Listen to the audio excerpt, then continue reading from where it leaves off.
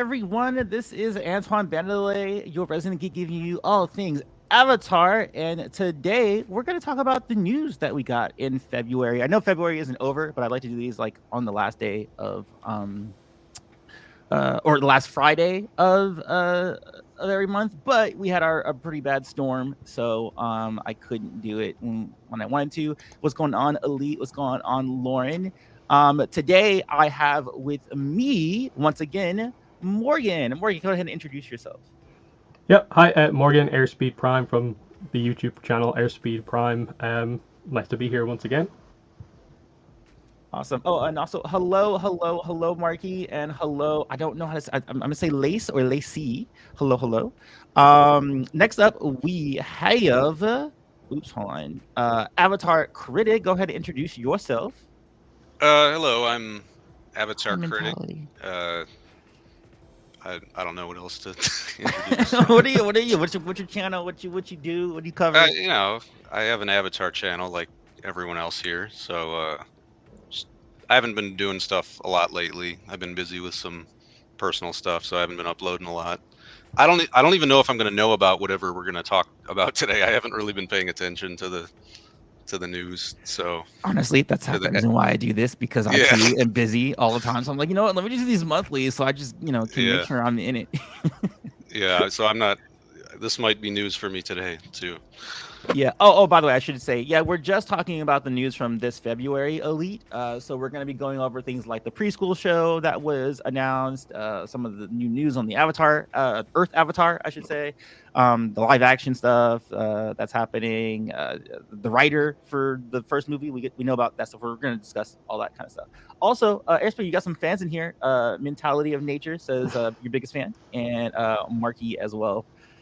And I have fans. Hello, Jim. And then last but not least, we have a Baby Lion Turtle. How's it going, everyone? I'm Baby Lion Turtle. Also have a YouTube channel. Started posting pretty inconsistently, so definitely do not watch me if you want up-to-date news. But yeah, I'm excited to talk about all this stuff as well. Oh, I didn't even know there was a video you put out yesterday that I'm sorry, I should specify that I'm talking about the chat here. Something about Morgan, your video from yesterday was needed to air out issues. Maybe we'll start the conversation off of that one, because I'm actually interested on what that might be about. Okay, yeah, the topic of my video from yesterday was basically that February 24th was the 2-year anniversary since we first heard about Avatar Studios. So the announcement was February 24th, 2021. So 2 full years of Avatar Studios, and just kind of going over that, like, in 2 full years, we don't really have that much information. Communication hasn't really even properly started. Like, we don't have social media channels. There's no official Avatar website. The comics haven't even, really got going again. And, where are we sort of with regards to the whole Avatar Studios project after 2 full years? That was basically the general idea of the video. Oh, I mean, that's true. I mean, yeah, we have had nothing except I thought we were getting something with that Brian Konietzko video that we got on the official Last Airbender channel, which still was nice, because you're like, okay, at least they're acknowledging that they're doing things, and that we can expect something. But still, there was like absolutely no new news at all. It was just like, yeah, we're just doing things. That video could come out 2 years ago. Yeah, and it would have been exactly the same. Yeah. The official channel shouldn't be clickbaiting videos, I don't think. Leave that to I didn't even watch that one, so I don't even know what he said in there.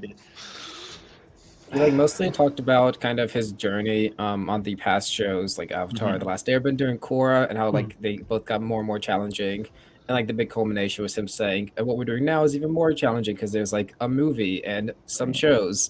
Anyway, video's over. Like and subscribe. Yeah, pretty much. The one thing he said, it was at one point he said the movies were easier because they have more time. Because when you're on a TV schedule, it's crunch. You have 1 week to get this done and get this out. But then he said the movie you have more time. But then he's still freaking out because they're expanding to everything at the same time, including video games, which I'm hoping that these video games we get are great, because currently the ones that we've had in the past have been okay. Like I wouldn't say any of them have been terrible or anything like that, but they all have been kind of middle of the road. And I really do want, especially after seeing I think we talked about this last stream, but like Hogwarts Legacy and the success that that's seen, man, can we get that for Avatar? Like that would just be insanely incredible to me. Oh, by the way, we have Lacey also giving a comment as well, Baby Lion Turtle. Baby Lion Turtle, I like your style and your content. Yeah, that's the reason why I got him here. Really, really dope. I appreciate that. What was I? Oh yeah, so we don't know what's going on with Avatar. It's just been a slow trickle. But the first thing we'll talk about today is Azula in the Spirit Temple. We've got an official blurb for the book description for the comic book. It's Azula continues her destabilization campaign against the Fire Nation and her brother, Fire Lord Zuko. But after a failed attack on her latest target, Azula finds herself in a mysterious forest temple inhabited by a solitary monk. What first seems to be like a safe what first seems like a place to safely pass the night is quickly revealed to be something horrifyingly different. Azula is forced to confront her past and will finally face her intention. I actually wonder if this is no, it's forest temple. I was gonna say it's the swamp. Did she go to the swamp? But no, it looks like a forest temple. Do you guys what temple do you think she went to? Maybe Western Air. Well, not maybe that Western Air. It's not very foresty there. It would have to be like the Eastern Air Temple, right, or something like that. Like, what temple do you guys think this is taking place at? Well, I assume it's in the Fire Nation. Oh, yeah, it has to be close to the Fire Nation, right? Yeah, that would make sense. Do we know like if the comment's taking place between like I guess the Surge and Smoke and Shadow? Because she's like kind of seemed like there was some amount of time that changed her pretty tangibly there, but like this might take place after, so like teasing. I feel like it's after Smoke and Shadow because she's still destabilizing. That was her thing. At the end of Smoke and Shadow was destabilizing Zuko's, position on the throne as a means to keep him sharp. So I think, I don't know if it's confirmed. Morgan, do you know if it's confirmed when this is taking place exactly? There's no official statement that just full on flat out says this comic is set after Smoke and Shadow, but the logic that you just used there is basically correct. That she only has a deep destabilization campaign in Smoke and Shadow.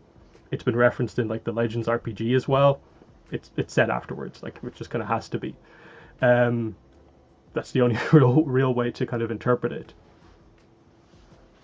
That's what I wonder. And then also, I don't think this blurb said it. I think there was a previous blurb that I read earlier in the month that hinted at her redemption. So I guess I want to ask everybody here, how does everyone feel about an Azula redemption? I have talked to death on my channel about this. They already know how I feel about this, but I always like to hear from other Avatar fans and what their mentality is about redemptions in general in narratives, and specifically Azula's. Avatar critic, we'll start with you. So yeah, about Azula redemption. I was actually thinking of maybe making a video about my opinion on this eventually, but there's kind of like two ways you can answer that question. Like, and I feel like people talk about both ways like separately, or they kind of confuse them. Like, you can say like, narratively, would it be good for the story for her to have a redemption? Then you can also talk about like, in universe, does she deserve a redemption? So I guess I don't know. I wonder which one people are focused on the most. For the narrative point of view, I honestly don't want her to have a redemption.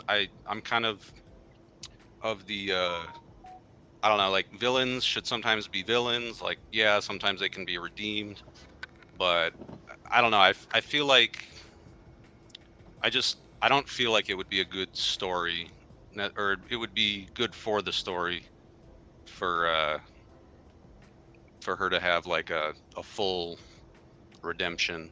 It wouldn't feel, I don't know, it wouldn't feel realistic, I guess. Some of the counters I've heard is that when I've heard people who say that they want to see her do it is because of the abuse that she had from her father. And while that's true, like there is some bad influence from her father, who wasn't the best dude. But I also feel like that kind of takes away Azula's agency, and that her agency is a big part of her character. And to say that it's just her father and just her upbringing that did it, I think is underselling Azula's, sort of evil, bad tendencies, because she did a lot of things just on her own. It wasn't just like at the behest of her father. Like she, inflicted damage. I mean, the beach was a perfect episode of that. Like she recognized that about herself too. And maybe that's what the journey that we'll see is that she'll know, or I mean, she already knows she's a monster. So like, it's like, okay, so where do you take a story from that point? But I don't know. Baby Lion, what's your thoughts on Azula? Yeah, I kind of have a similar take where, like, just looking at in the story, it's like people say, "Oh, Azula deserves a redemption." Like, people would counter your point, Antoine, by saying, "Oh, she's like just a child, even though she acts more mature. She's still like just 14." But I think an important part of like just like the concept of having a redemption arc is like, does she want to be a good guy? Like, does she want to be redeemed? It's like, based on what we've seen, it's kind of like, no, she kind of likes being this like agent of chaos, this agent of like doing whatever Azula like wants to further her own goals currently. That's destabilizing the Fire Nation or influencing Zuko by subtly, I guess, or influencing the Fire Nation by subtly influencing Zuko. So I kind of see like she doesn't necessarily like deserve, like no one deserves a redemption arc, or no one like needs to have a redemption arc, especially if they just haven't had any indicators kind of like wanting to be on a different path than the one that they are currently on. Like she still currently would like to be in charge of the Fire Nation Empire, and because she can't, now she has her third option basically of taunting Zuko, trying to make him like more bad or whatever. She's never said, "Oh, I want to help someone who's like less privileged than her, less fortunate than her." So until she has those tendencies on her own, obviously they would write that into the story. But I don't really think this, "Oh, she should be redeemed," really has much credit if it's just kind of coming out of nowhere because, well, Zuko was redeemed because he had several seasons of him helping people just on the side of the road, helping people when no one was looking. Zula hasn't really had that, so I don't. Or even the desire to want to be good. Like that's the difference I think between her and Zuko. Is that Zuko actively, he was always a pleaser. Like he was just trying to please his father first. It wasn't really because he himself wanted to capture Aang or anyone else. She's like, "Oh no, I need to do it because I want the love of my father," or "Oh, I miss the love of my mother. I'm trying to get the approval of my uncle." Azula doesn't have that. She doesn't have that in her. Zuko was always confused. Like deep down, Zuko always like said like, "Oh, I don't know where I stand on this whole spectrum." Azula knows where she wants to be, and she is at where she wants to be. So people saying, "Oh, well, she should be redeemed." Like Azula doesn't want to be redeemed, at least everything that we've seen, in my opinion. Right. Morgan, what about you? Well, my thing is obviously that like I think the redemption is a more nuanced thing. I think a lot of times when it gets discussed, it's like basically will Azula have the Zuko redemption arc of like the complete 180? That's I don't think going to happen. So redemption is sort of any progress that she really makes that will kind of like take her away from where she is right now. And I do feel there is a lot of setup there from like the comics to lean in that direction, that like already in Smoke and Shadow she has changed in that like she knows the throne isn't for her. Like it's interesting, like her talk of destiny. She mentions that it's not her destiny to be on the throne anymore. Where did that kind of idea for her come from? And especially with the description of the comic in mind, the idea that like she's going to be like shown her past, and that's where you're going to see like her actually be able to like reflect on what she's done and where she's kind of come from to actually make some sort of a change. Because I think there's lots of setup for stuff like, say, she basically has to at some point interact with her mother again, and I think everything points to the fact that that's going to be a very emotional thing. It already is emotional from the scene in The Search where she's like crying in front of like Noriko, even though Noriko doesn't remember Azula at that point. So there is that kind of sense that like she isn't just the villain. So I do kind of, I don't like the idea of just keeping her as the villain just because we don't want to redeem a lot of characters.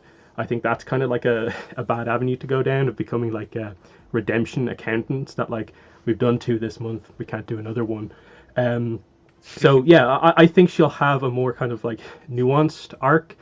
I don't think she'll be redeemed in the comic, but I think they'll put her in a place where she will be capable of developing from there in probably one of the movies. What's also interesting about Azula is that she's not the type to ask for help.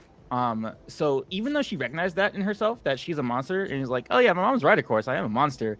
That's kind of her way of being like, yeah, guys, there's something wrong with me, but I'm not gonna tell you guys, like, hey, please, let's talk to me. Like, she's not gonna be like a Zuko, who even Zuko is hard pressed to even talk about his feelings, or May or any of her friend group, maybe except for Ty Lee, which would be cool if maybe Ty Lee is in here in some fashion, because I feel like if anyone can do it, if there was like a mutual respect between Azula and Ty Lee could be one of those few people who actually can talk to her and get her out of that, like be a therapist for her, kind of. But because that relationship is one-sided, to do. Go ahead. I said it also gives something Ty Lee something to do besides being just one of the Kyoshi warriors, yeah, as currently is. Yeah. Yeah, and that's why Azula's arc is different. Like, it's going to be a very different journey to Zuko's, in that, like, you don't really expect Iroh to be involved.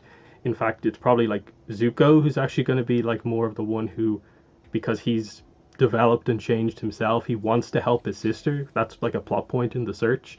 He wants to try and be a better brother, but she like kind of won't let him be. And you get that other dynamic of like her kind of skewed view on what it is to be strong, and she doesn't view Zuko as being strong. And the idea, I think anyway, is the takeaway is that she's wrong. She actually has this wrong view on that, in the same way that the whole control through fear. She eventually is going to have to come to realize that that's not the way. And that's why it's interesting that the description says failed attack. Azula is having a lot more failures. Yeah. And that's, I'm not used to that. Because you can't just rule with an iron fist, right? I mean, at some points there needs to be kind of that there to be an effective ruler, but like again with Avatar, it's always about balance, and that's what she needs to find, right? It's like, okay, so I bring this to the table, I bring this force, but you can't always just be force on everything. You can't just drill into the wall every time, right? You need to infiltrate, and so hopefully she'll be able to figure something out, and I hope that she turns not hero, but like more of like an anti-hero or something like that by the end of this. That is my hope in the story. Yeah, she can be the darkness to Zuko's light as the kind of leadership of the Fire Nation, because like he has to remain optimistic as the leader of the Fire Nation currently, and we know it remains that way going into like Izumi, and then maybe Azula can be the one to do some of the more necessary things. The diplomatic head and then the military head, like there's a reason why different branches of government. Yeah. Advisor Azula. There's actually is a good question here from Mentality of Nature. Do you think they will use the book to put her in the right path for the movies? And I always wondered about that. How much, because so far nothing has connected, right? Like all the comics, like I think that's one of the critiques that you and I have had, Morgan, about the comics, is that they just kind of like their stories, they're fine, but they don't really like. There's no like real progress to them. But now that we do have a path to progress, especially now that we know we have the adult gang movie, do we think that this book possibly can tie more directly into what we're going to see in the future from Azula? I think if they don't tie directly in, like that'd just be pretty concerning for like Avatar Studios' whole setup. Like this is the first book that was like announced after Avatar Studios. Like we knew that they've been operating, trying to figure out the whole timeline. There was that interview a while back that you guys probably have talked about, where they've like been deciding. They parsed through everything all the Avatar media that exists so far to determine what is canon, what is mostly canon. That's what they said before. So they're not like trying to figure out a cohesive strategy for all of their new stories, including like Avatar Generations, like whatever the new stuff is going to be in that game, I guess, in the future. That'd just be like pretty silly. Like, what's the point of Avatar Studios if they aren't building to the same story at this point? Mm-hmm. No, yeah, that's totally valid. Especially the canon stuff too, because right now it's supposed to be that everything that's coming out is canon. Like any kind of like tidbits we get from the role-playing game, Avatar Generations, the comics, new TV shows. The only thing that's different, I think, where the confusion might have come up for that, because of the live action show, which is separate entirely. Like that's its own canon entity. There is some shared stuff going on in that it is pulling from some Avatar Studio material, but the live action show itself is a completely separate storyline from what's going on with the animated stuff coming up. what was it? Oh, and then the next thing we have is the preschool stuff. Talk about diversifying and being like, we're expanding everywhere. They're going to preschool, which is funny because we did previously had the Chibi series, which I think was a DVD extra originally on the original Last think Airbender. so. Yeah. In which I'm guessing it's going to be something similar to that. And that's just so even Star Wars did that too, where they had like the mini Ahsoka little shorts that were kiddish animation style. And that's just get them all there early, get the kids in while they're early, especially if they're trying to expand to be like the thing. Marvel does it too. They have like the young Spider-Man stuff that happens, the young Teen Titan stuff. So this is I know some fans are like, what are they doing? I don't want preschool. It's like, no, guys, there's gonna be multiple things coming out here. It's not just that. But how do you guys feel about the idea or what this implication is for like the expansion of Avatar Studios going into like a preschool like show? And also, what do you guys think the preschool show will be about? I think it's a good idea. Like you say, it's one of like 6 things in the first like 3 years of Avatar Studios, 10 projects that are somewhere in planning stages. I don't get like the frustration about like, oh, that could be something else. When no, I think this project was only ever going to be the preschool show. It was never going to be some other thing. And while perhaps to some degree maybe it's a project they're doing mainly for like business reasons, that like part of the agreement that they're getting this freedom is that they have to do this more audience expansion style stuff. But I think a very different show like this opens the door to do Avatar in a kind of way we haven't seen before, because I assume it will have a young cast of characters, even younger than ATLA. And it won't be all about like a villain doing something and maybe politics in the background. And that allows you to cover interesting stuff. Like my main idea was always that like, what if you like Republic City School, kids coming around the age where they're developing bending, if they are benders, that way you have people from basically every background. You have the ability in a school setting to like introduce every element of Avatar as required, and you can have cameo appearances from say like Korra if you need to, and stuff like that if you want it to be introductory. I just hope they don't do sort of like this comic that just came out does, and just do a very sort of like dumbed down writing style of the characters that we know to the point where they're not recognizable. I hope it is something more kind of unique and that there's a quality to the writing, even if it's for kids. Critic, how do you feel about a preschool show? What it could be?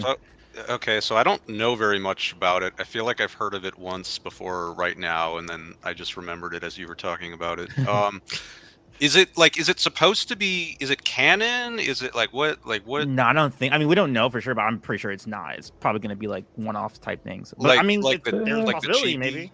Like the Chibi shorts, you think it's going to be like that in terms of just funny little kind of shorts that aren't really canon?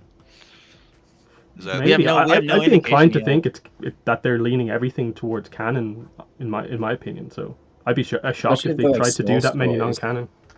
Like, who's it about? Like, if it is canon, like, who are the characters? Like, when does it take place? Like, what is it? I guess. All we know is the demographic.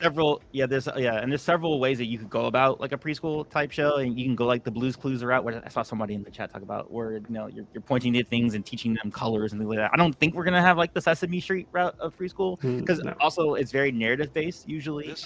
Avatar, so I'm sure there's gonna be lessons taught. I don't know if it's gonna be like maybe like what was that?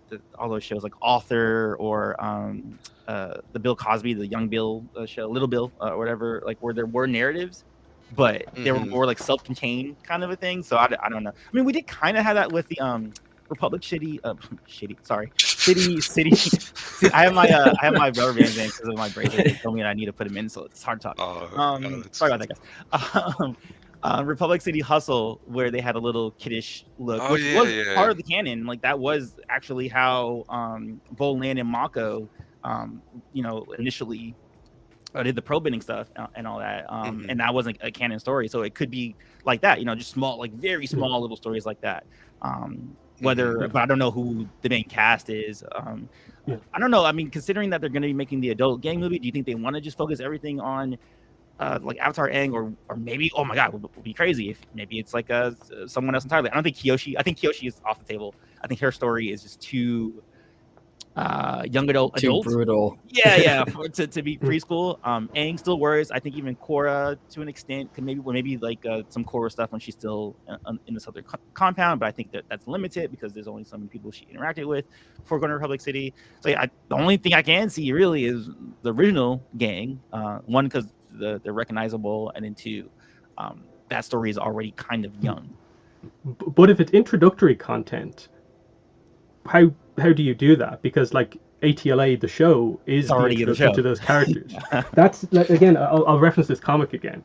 It's for young readers, but it's set after the show, so like you have to know who they are to know what's going on with this comic. But so it kind of like defeats the purpose of being the kind of introductory piece that it's meant to be. So I said, I personally want kind of like new original characters. Just we get a young cast, because like a lot of people like Key from the comics, it's actually cool that we saw her like develop her firebending for the first time and see what that's like. You can do stuff with pretty young characters. So I don't know, like I see some potential that they can do stuff with this. It's just what way are they going to do this, like as a kind of on ramp to Avatar? And I think it's just kind of introduce the world to people. That's kind of the main thing that they need to do. Oh, really quick too. Is there anyone set to act in the gang movie? So far, we've only got confirmation about Dante Bosco. Dante, and that's it. yeah. Sorry, go ahead. Baby. Did the leak include like that this was going to be the second year show? Do I have that right? Yeah, 2026. 2026. Yeah, so this is the second year of Avatar Studios. Yeah. But we don't know if it impacts like the Earth Avatar show like second season. So it could be an extra thing, and there's also season 2 of the other thing as well. Oh, and it could actually be tied to the Earth Avatar. I mean, we don't know how old that person. Oh, I mean, maybe it's something we speculate too. I don't think we're talking about. Oh no, we are talking about the Earth Avatars. When we get to that, we'll talk about that. Like when we think while that's happening. Yeah, what if it's like the Republic City Hustlers, just like for the Earth Avatar, like just setting up this, futuristic city? Because I'm just thinking from like a branding perspective. Like obviously the first thing has to be the Aang movie, which we kind of deduced and it's now been confirmed because like Avatar is now the 2 times $2 billion Blue People franchise. So they have to say Avatar: The Last Airbender. They have to like say this is the Aang one. So that's why we're gonna have the Aang movie first, obviously. But then like I think for Morgan or Airspeeds, I'm concerned about like if his idea that it could be about random characters, they wouldn't really do that to like muddy up the waters, especially with the second year of their like grand return, I think. So I feel like it would have to be about either like Aang, or if they're really trying to push this new Avatar, it'd have to be about like them or even Korra. But I don't think it'd be about like someone random necessarily. It's just from like the marketing for it would be more difficult. It kind of correspond to the James Cameron, like when does the third one of that come out? Because the fire, and they even called it the Fire Navi thing or whatever it's called. Yeah, it's 2024. December 2024. Yeah, December 20th. So that's only gonna brush up against the show, the live action show, not necessarily the because 2025 is when the movie's coming out. Was that when it? Okay, I couldn't even remember. It's also the 4th and the 5th Avatar Blue People movies. So yeah, this is gonna be a recurring problem for the next foreseeable future, especially if they keep making $2 billion. Yeah. And hopefully Avatar Studios content will be at least competitive with that, or competitive, animation wise. Yeah. Yeah, I'm under the impression that it's called Avatar Legends right now, but I don't know. That hasn't been like they have not committed to it though. Yeah, it's not been committed. Yeah, exactly. Like I've seen it some places, and I've seen it like repeated, but not enough to be like, okay, this is probably like what they're calling. Yeah, like Avatar Generations, Avatar Legends, Avatar Chronicles of the Avatar, or Avatar: The Last Airbender is the subtitle for most things. Right. What are we? We need to make a decision. The Legend of Aang also internationally. Right, internationally. Yep. Correct. Oh yeah, that's true. So yeah, that figure that out. A cluster for sure. Oh, actually, wait, it's like I segued to it because the next thing is talking about the Earth Avatar. So the 2027 movie is supposed to follow the new Earth Avatar, which makes me wonder if the Earth Avatar show is supposed to premiere 2026. Is that when initially is supposed to? No, 2025. 5. Yeah. So potentially either they will have 2 seasons at that point, and then a movie, or I don't know if they're gonna. Well, they haven't doing that a lot in anime. I'm not familiar with anime, Morgan. I know you are. Where you know that the animes will sometimes have movies in between. I've seen that. Like I'll be in the theater, I'm like, oh hey, they're showing some anime, but I don't know in what context. How are those movies usually? Like, is it in between series or is it like an after? Most of the time, anime movies are their kind of own kind of like one-off thing that is never like a super important story. Oh, okay. Sometimes they are. Most of the time, they are just pure extra. That is more like you get the movie cinema experience, where you kind of get just the characters going off against the new villain that's just been introduced for just like cool action. You kind of have the Attack on Titan thing, where like when it comes back, it's doing kind of 2 kind of like TV movies to finish off, which I think is more what they're trying to do here. Like a movie kind of finisher for the story of the Earth Avatar seems to be what they're going for. Well, I think it'd be kind of cool if like your finale is a movie. I mean, that's interesting. I don't think I've seen that happen a lot, except for maybe Firefly, that show that like has a super niche fan base. It's a sci-fi movie, or not movie. It turned to a movie, which was called Serenity, I believe. It started as a show. It got canceled in the first season. A lot of those fans were like, "Why did you guys cancel? It was perfect." And they're like, "All right, cool. We'll wrap up the series in a movie." But that was kind of like dumb because that was the only way to do it. I think like budget wise, they didn't want to commit to like another season to wrap it up.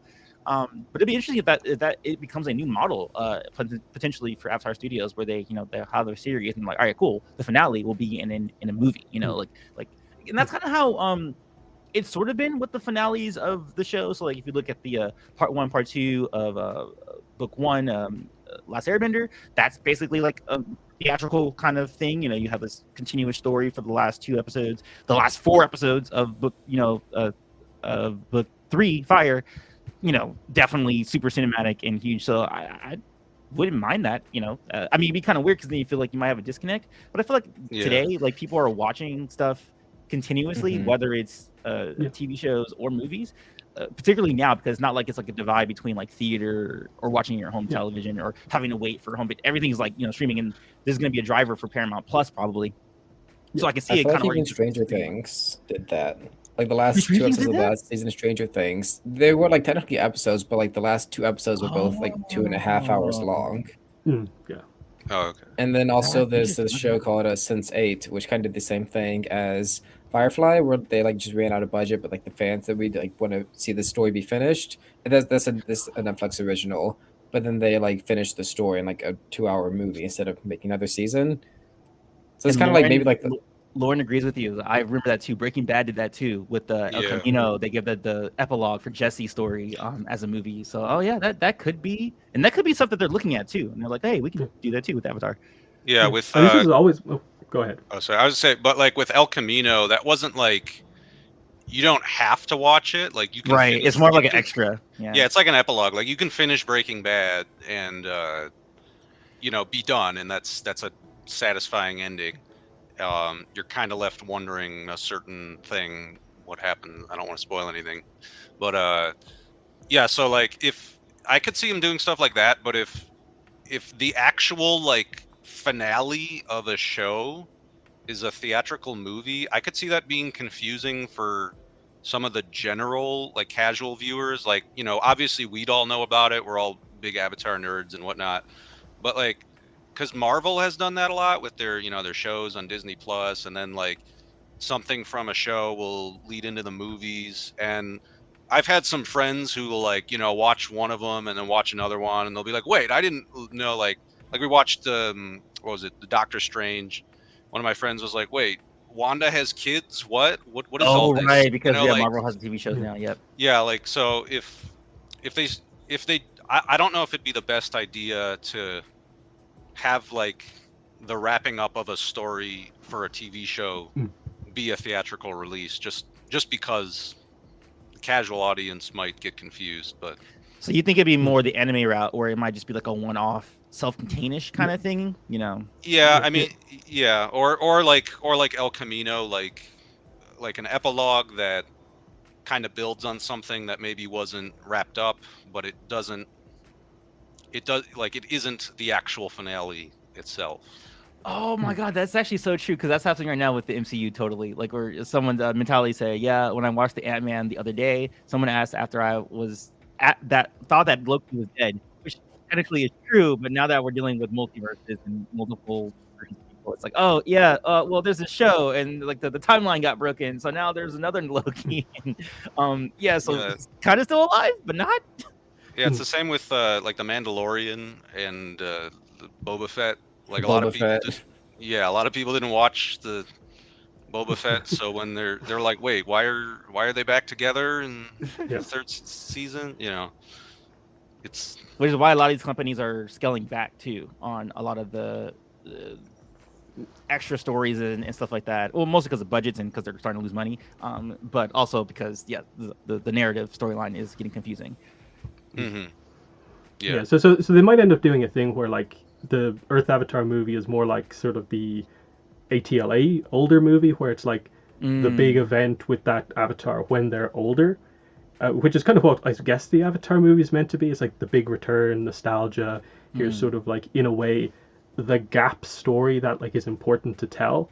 That's one way to do it, where like their series tells their kind of teenage story or whatever, and this is the as adults type thing. Their established kind of thing. That's why I think Kyoshi movie in particular works so well because I feel like she's now in that spot where it's just like, okay, cool. Now we can just see like conflict she's had. You know, you can have like, the Chin the Conqueror arc, or you can have whatever else you might be going through arc, versus it being like a series of like because the series more feels like a hero's journey progression kind of thing going on, and like the movies can be more like, okay, well, you're already the superhero. Now do your superhero thing. You know, here's the new conflict. Yeah. That would be an interesting model, I feel like, also because like all the movies, they're trying to do like multiple movies, multiple shows. Maybe all the movies are just like each avatar like in their prime doing their coolest fights or whatever. And then like the shows I was saying like, oh, where'd that person come from? Where like this Earth avatar who like does lava bending, it has like a laser, I don't know. I know, 'cause Yeah, of but the like what's cyberpunk thing that we're his hearing what's and- his story? Yeah, what's his story? And then like you would watch the show to figure out like his upbringing. That is kind of feel like also the anime model where like you have the big bad Goku fighting Broly or whatever, and like just the big high budget punches and fight scenes in the movie. If you actually like, want to get the context of it, like fall in love with the actual person, and then like you would watch the show maybe. And speaking of that, Hidden Kingdom. So that is apparently the rumored title of the Last Airbender movie, with them all as adults. What in the world? Do we have any indication of any hidden kingdoms in the world of Avatar right now? Like, what are the thoughts? What thoughts, guys? And also, just to say this too, the previous rumored title was Echoes and Aftershocks. When I heard that, I was like, really? That's I don't know. Hidden Kingdom sounds a lot like more like a real title to me. But yeah, what do you guys feel about what kingdom are we talking about here? What conflict is this alluding to? The only thing that comes to mind for me is obviously Earth Kingdom. In the history of the Earth Kingdoms, there's actually multiple places that have like kings. So Ba Sing Se, Omashu, Tianhaishi from the Rift, and also the Dawn of Yangtze. That was a king there as well. So the implication is that in the past there was probably even other kingdoms in the Earth Kingdom that had kings, and there was sort of like a warring kingdoms era potentially in the Earth Kingdom. They might do a like return of one of them. That if we're creating a new nation, Republic City, United Republic, what if one of the old ones also comes back?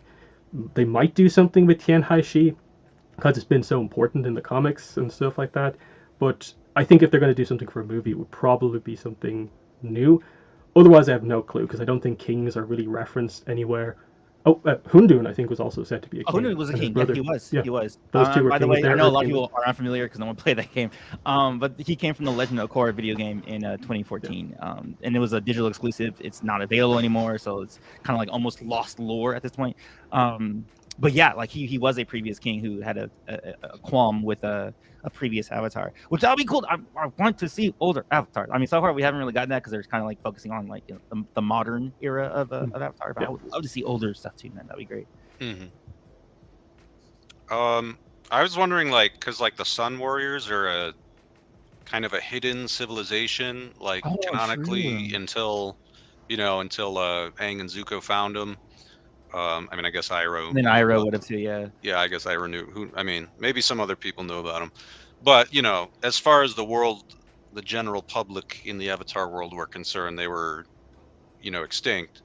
But they actually existed. So I don't know if there'll be some hidden kingdom that's from that's related to any of the four nations that might be somewhere in the world. The we don't really know. Like they've said, I think canonically they've said. I think the writers have said. Any of you could correct me if I'm wrong, but I think they've said like on the other side of the world, there's just a big ocean.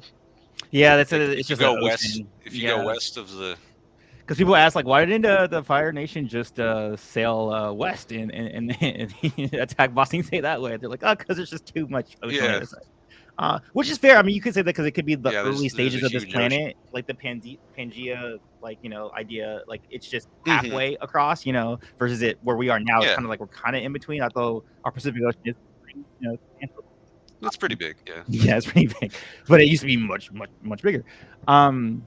What was I gonna say? Oh, sorry. This would get me so excited if something like this did happen, and it would really make me more excited for the idea of Avatar Studios having connected, stories. Lauga is a character who we don't know into this character.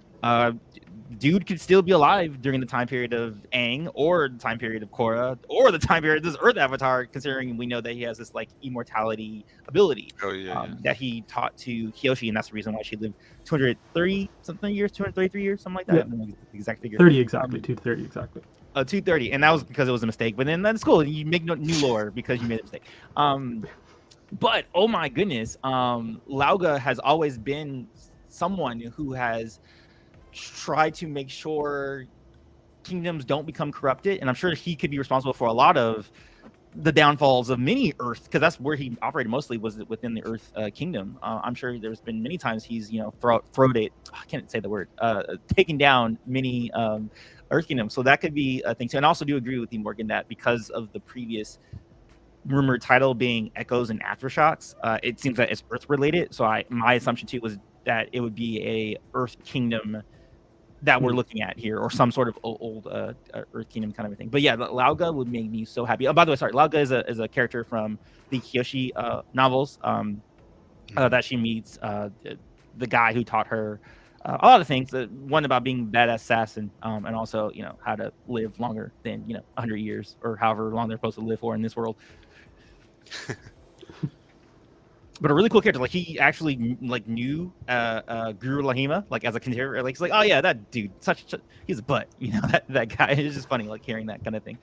Wasn't it kind of ambiguous about whether he was telling the truth? It is. Or it not? is. Yeah, they're leaving it vague entirely. Even the fact of his ability itself, they're kind of vague. Yeah, he was kind of lived a long time though. Yeah.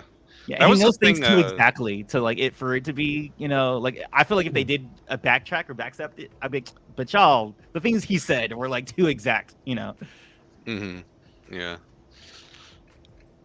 But yeah, Water Tribe, Earth Kingdom history, I think that I always like getting Earth Kingdom history in particular, because I feel like it would be such a long, unbroken history. Like we kind of know what gone on with the Fire Nation. They had the warlords that were brought under the heel of a Fire Lord. Mm-hmm. Water tribes have always been sort of isolationist, so they've been the same sort of. Air nomads were pretty much the same, but Earth Kingdom, I feel like, has been the one that, even though they're not the element of change, their government and their people are just so diverse that there's naturally going to be that change there. I think the only other ideas for potential stories would be we still don't exactly know when Aang found other sky bison. Like we sort of know that he obviously, I guess, has to go to Bonte Island at some point, I guess, to find the others. Right.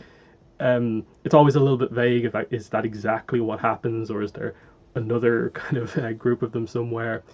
So that's a possibility, I guess. And then always line turtles are always an interesting kind of topic, because they're just disappeared, and there's a very kind of questionable canon thing about apparently they were hunted to extinction. Right, which that was doesn't feel like it fits anymore. That really old piece of lore from the old website.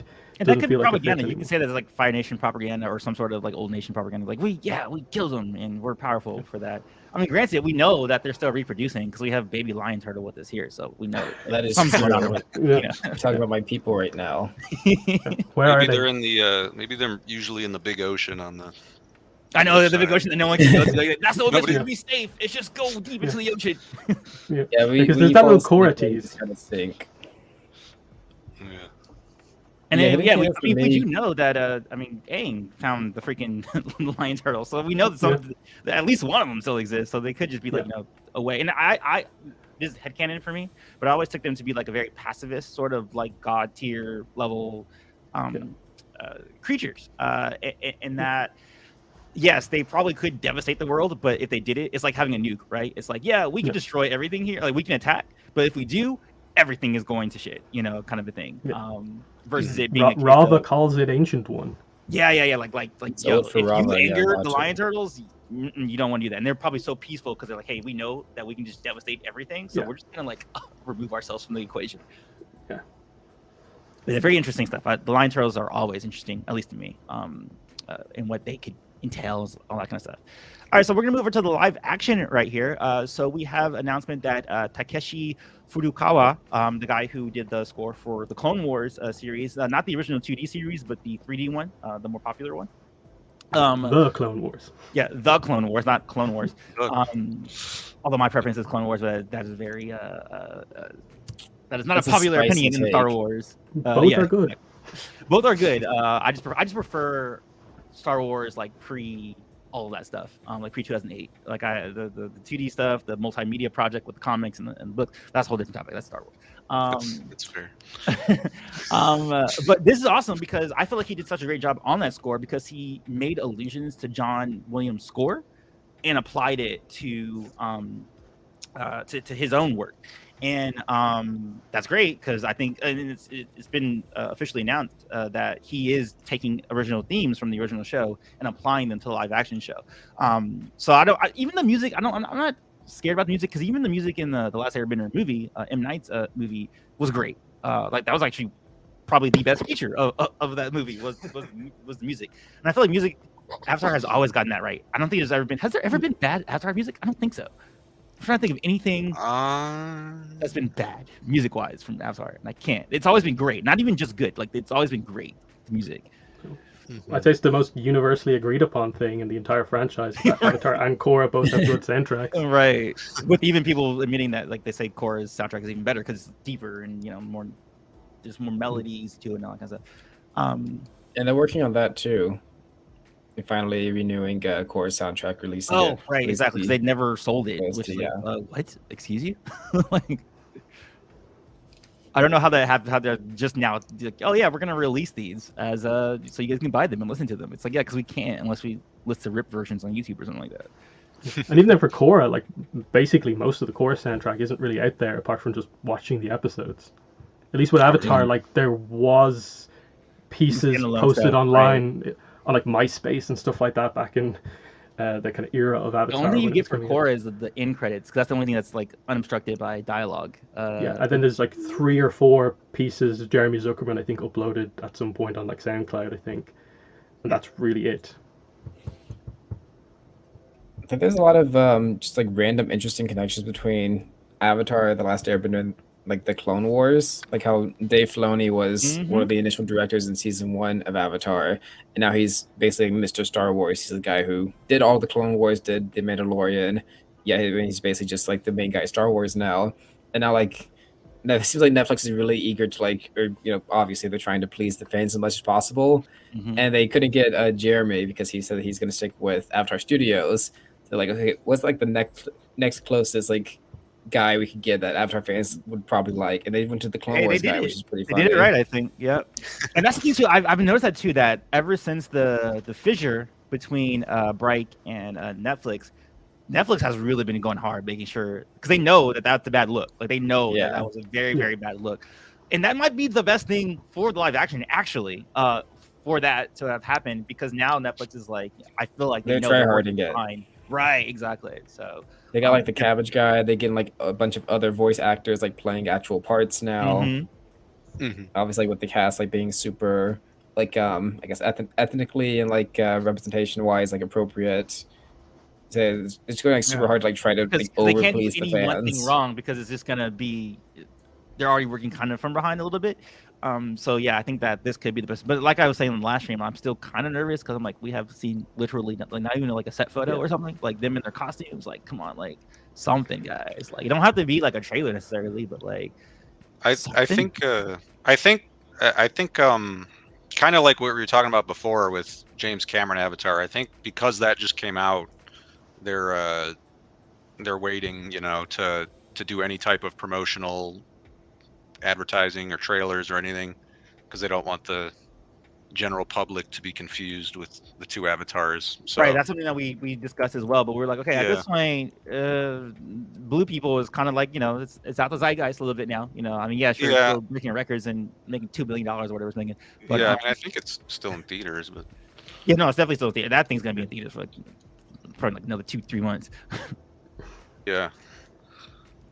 But yeah, I'm just something like literally just a set photo. A set photo would quell a lot of us because we would like a cover, you see everybody in their costumes, things like that, unless they're scared to show it. And I hope that's not the case. I really, really hope it's not a case of them being afraid of showing it versus it being a case of they're holding those are the two options really. Is either they're holding their cards close to their chest, they want to do a really big blowout so everybody gets really hyped, or they're holding back something that they feel just isn't great.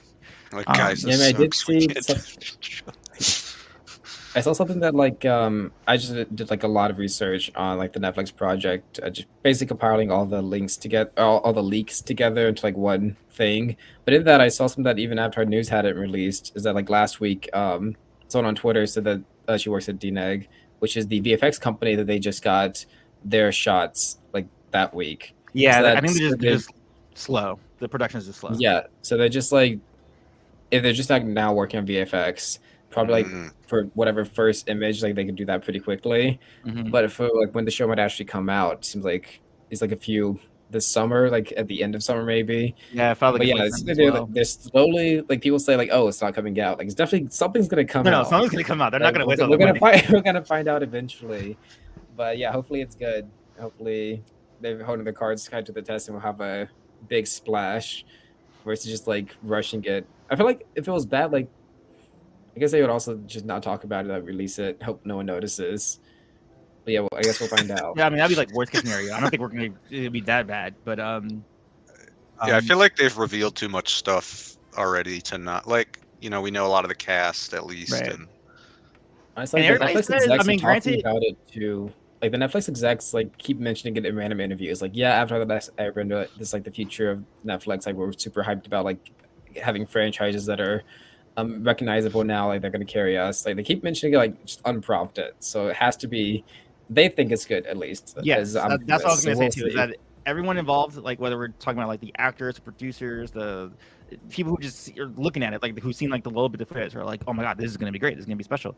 However, I will say that this is the same rhetoric we got with the original Last Airbender movie. Like that leading up to the Last Airbender movie, everyone was saying that. It was like, oh, it's so great. I loved it. It's like I'm so happy to do it. And then so sometimes you can't always take that at face value. But I mean, I just want to hope because I already know this is gonna be better than the previous adaptation we got. So I mean, but that's not a very like super high. I would be impressed if it was worse.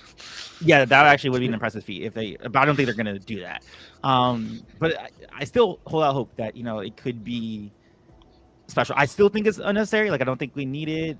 We already have the story that's there. I would prefer if they did something entirely new with live action. But you still could use the same characters.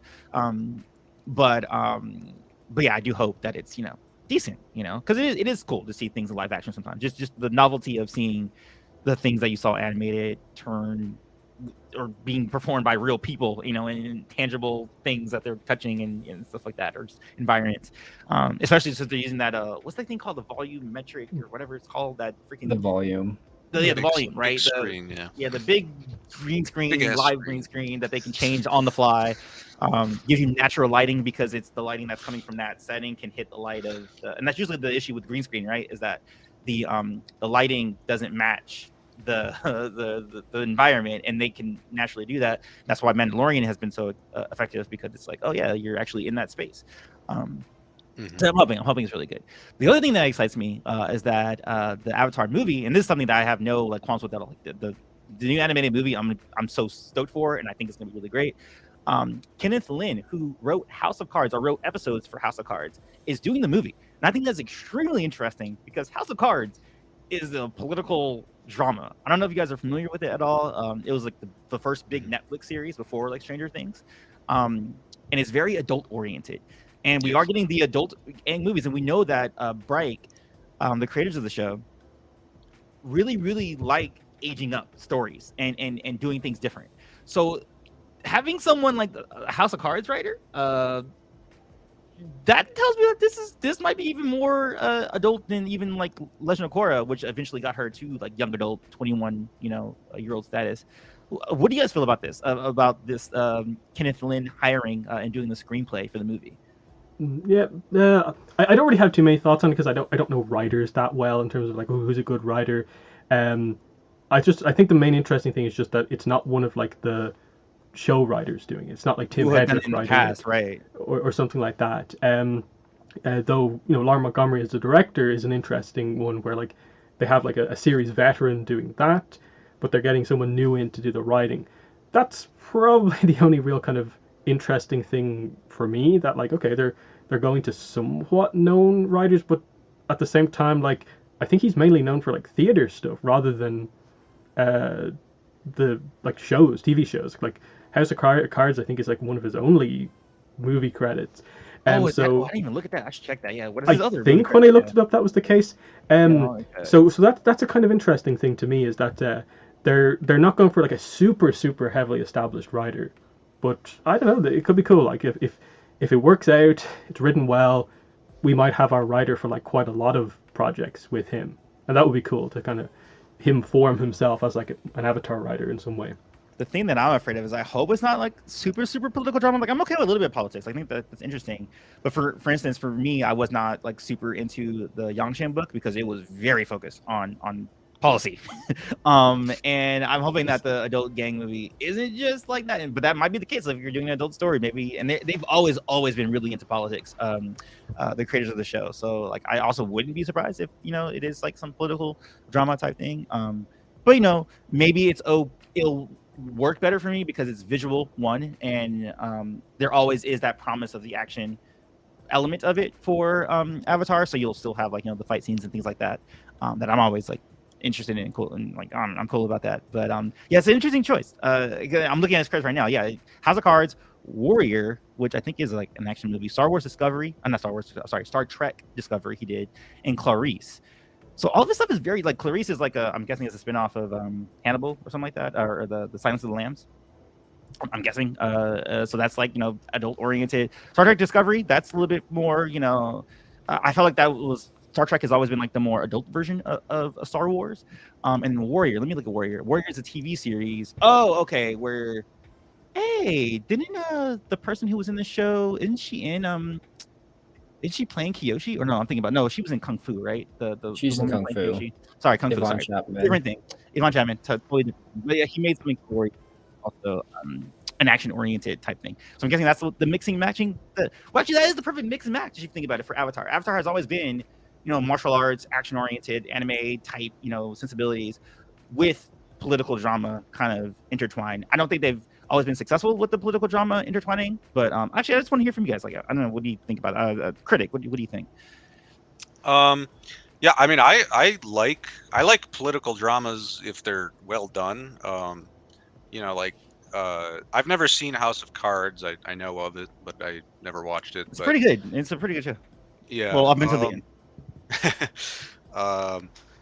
I mean, I liked the first couple seasons of Game of Thrones, which are a lot of political drama. That's so true. I mean, maybe it's because of my mentality, right? Because I love Game of Thrones and I love House of Cards, and that one's all just policy, but it's more policy tied in with like family drama, and I think the family drama is what fuels the policy versus it being policy fueling the story. And I think that's the difference for me. For Yang Chin book, it was more about the policy informing the plot. Okay. And I prefer it more, I think, if it's like whatever inner turmoil or whatever action oriented thing is then like secondary. I want the political thing to be secondary, not primary. I actually haven't read the Kyoshi book or the Yang. I've read the Kyoshi books. I haven't read the Yang Chen one yet, so I can't really speak to that. I should probably. Yeah, I really like the Kyoshi book. But yeah, I've read the Kyoshi one. It hurt me that I didn't love. Because I didn't hate it, but I just didn't love the Yang Chen book. Like okay. I thought I would. Well, I have it. I bought it like 6 months ago. I just give it a read. The opening I think is really good, and I think some of the stuff they did was interesting. Like she's super uber connected to her past life, so she has like all these conflicting like voices in her head, which I thought was going to be expanded on a little bit more within the story. Like that was one of the things I was like most interested in, and I don't think that was like fully I mean, it could still come up in the second book. Sorry, but this is a Yang Chen discussion. But you say you like political drama and stuff. Yeah, if it's well done. Like obviously the last couple seasons of Game of Thrones were pretty bad. At least in my opinion. In a lot of people. I actually rewatched it, and it's not as. I mean, it's still bad, but it's not as bad because I think it had so much expectations tied to it. It's still not like the best ending it could have been, particularly what they did with the main character of the the show. But it still was like. Okay, I guess and also I agree. I really like the political stuff in Game of Thrones. Yeah. So I mean, and so that's an example of something that I guess has a lot of political drama, politics, but it still has action. There's still a good amount of action in Game of Thrones. So, they could still do something like that with Avatar, if they want to go that route. I don't know how it would compare to House of Cards because I haven't seen it, but yeah, House of Cards is just well, again, it's political drama, but also it's tied to like interpersonal relationships, and it's kind of it's an extremely adult story, in like almost every sense of the word. Have anyone else seen House of Cards here on this panel besides me? I have not. Oh, okay, it was just me. Okay, because yeah, but I do know it's like. Just like one of the foundational like things for Netflix, one of the foundational like programs for Netflix, and it's like a very good political drama apparently. Yeah, no, it's good. Like the first 5 seasons were like super like edge of your seat, like compelling, and it literally is just people in rooms talking policy, and it worked. Like for me, well, I think it worked because it also was about these interpersonal human relationships. It wasn't just about like, oh, we're gonna pass this bill. It was literally just about the idea of power and corruption and stuff like that, which was really interesting to me. Yeah, would be interesting to like know the demographics kind of each Avatar project. So like, we know that like Korra definitely had a like older audience in mind. It was more Avatar. Teenager and young adult. Yeah, Avatar was more last Airbender. Middle school. Like honestly, fit like the age of the character. Like Avatar, was initially designed, definitely like designed for like 12 through 15-year-olds, which was the age of the gang. Korra was definitely designed, or target audience was 16 through 19-year-olds, whatever age of the core gang. And it would be really interesting if like, if Aang's 25, 30, whatever. I don't know what young adult means, but if like they just continue their trend of aging up with the characters, I would like when they do the chibi stuff. If you want to get into all the little categories, new adults. Yeah, I guess like 21. If you're talking about 30, 25 and up is usually just considered like a straight up adult. And then like the early 20s is supposed to be like new adult. But it would be interesting like if they have like a dedicated like this is the preschool show. Do they have like is the series like this is like this series for like people who like Avatar but like are kids now because Avatar is 10 years old. Current Avatar fans who were 12 back in the day are now like 35, so like they kind of like shows, projects, movies for each different demographic, which is something they probably would want to if they're trying to expand their franchise, keep it multi-generational, all that stuff. That's very true. But also at the same time, I think with being multi-generational, you want to be careful of not fracturing your fan base in the same way that you do with like TV shows, movies being on different platforms and that sort of thing, like what's happening with Marvel. Because you can look at Marvel and Star Wars, and that is a family-oriented type, franchise. Because it's always kind of like playing at the same level. Like, sure, you can go a little bit younger if you're doing like a little preschool show. You can go a little bit higher, and something like that. But you always kind of want to stay at that baseline for like maximum. So you still, even if it is going to be an adult movie, you don't want to go full House of Cards. I mean, that'd be cool. A world where you can go full House of Cards and it is just like, oh yeah, we're seeing the adult versions of these characters. Like in an alternate universe, that'd be really cool. But like in terms of like business savvy and like making money, because that's what they're here to do, or at least the studio is here to do. I'm sure Mike and Brian in particular, I'm sure he would like, oh, I would love to do that. Like, I'm sure he would love to do like a Cowboy Bebop themed Avatar. But I'm sure they have to look at range. All right, no, not that much. We still want our baseline to be covered. But I do think seeing all these stories and who's being attached, we are gonna, in terms of the baseline, this will definitely be on the upper end of. They're gonna push how far into the adult they can go with Avatar. I think, with what we're seeing. Yeah, it depends what the plot of the movie is going to be ultimately, and that, like, okay, it might seem like it's maybe going to be politics, but it also kind of has to be a bit of the nostalgia movie as well, because it's the return of Avatar. It's what, by the time it comes out, it'll be 17 years since the end of ATLA. Yeah. So you have to have like that appeal to it, but not just entirely nostalgia focused. Hidden Kingdom, like I was discussing before, it maybe suggests some sort of like territory dispute thing in the Earth Kingdom, because United Republic is Earth Kingdom territory. If we're talking about other territory in the Earth Kingdom, it could be Aang just negotiating some sort of a kind of thing going on here, as Republic City, like, what is it founded in this movie? Do we actually see the day it becomes Republic City, or what's going on here? Those are the sort of interesting things, because even in the comics they're already like addressing some of the politics, like North and South has Zuko coming down south to discuss like stuff with Hakoda about like what they're doing to establish why Republic City has people from basically all the nations. So you can do politics without going full on, hashtag politics. Even like the Yang Chen book, like I don't feel it's like massively political in that, like, it explores Yang Chen's like approach to political situations, which is part amazing negotiator, part spy, which is kind of interesting. Right. But that first meeting that she had was so killer. Like, I loved when she came into that meeting. Yeah, so you have kind of like that idea, and we've seen it before. Like, say, Korra isn't particularly strong politically. In the Kyoshi books, you see that Kyoshi doesn't really know how to handle them except to be kind of aggressive. You can do little kind of things like that, like older Aang, like how amazing of a negotiator is he? Because we haven't maybe seen what he's like. That's true. Yeah, when he doesn't have the amazing relationships with the world leaders. That's actually very true. I forget what society was the main. Oh, Ben-Ur. I wonder if Ben-Ur could possibly be the Hidden Kingdom, because that kind of already was trying to build itself as like a new force, like something that could face off against Amashu and Ba Sing Se, via the weapon that they had, which was actually kind of cool. I like that part of it, of the story. Again, to make sure everything feels connected, I would love it if it's something like this, where it is, you're bringing in a Lauga, or you're bringing in, a Binner or something like that. Someone that's trying to, also an area of the Earth Kingdom that we haven't seen yet. Like, I hope it's not just about, oh, there was a Hidden Kingdom underneath Ba Sing Se. It's like, oh, we've seen Ba Sing Se like twice in two different series. Like, can we not do that anymore? Amashu, there was the old ruins under Ba Sing Se. Yeah, which again, like, that could be what the Hidden Kingdom could be. But I was like, I'd rather it not just be Ba Sing Se. We've done Ba Sing Se so many times. The Underground King. The underground, yeah. There's an underground society like we don't know anything about, which kind of happened in Kyoshi. There were some sort of little like underground societies that she was like dealing with, which is really cool. But yeah, I mean, it's interesting. Like, that news is more interesting than it is like not to me. Like, it's not like I'm like, oh no, I'm afraid or whatever. It's more like no, it's like whatever could come out of it. It's kind of like a cool little thing. But the last thing we're going to talk about is that it has been 18 years since the Avatar: Last Airbender. So we're just going to do a little tiny little thing to get us out of this news episode. So when was it your first times, all you guys on the panel, seeing Avatar? Like, how did you hear about it? When did you start watching it? When did you become like an ultra fan kind of thing? I'll go first.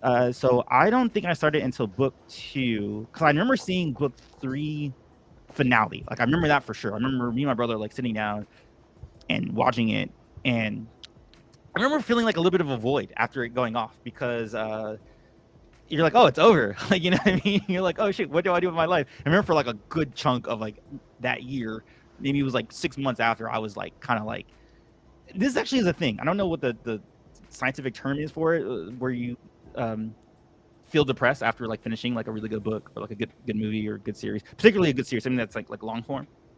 And I had that for a bit, but then I largely kind of like forgot about Avatar until I got into YouTube, and I was doing Star Wars initially. I was like, oh, what are some other series that I like that I could like apply this to? And I was like, oh, Avatar, and that's how I started getting more into it. So I would say like initially 2008, and then I think that was it. I think Legend of Korra was coming out, and that's why I was getting like more into it because I was like, oh yeah, that's right, I'm liking this thing a lot. And then like Legend of Korra, Airbender.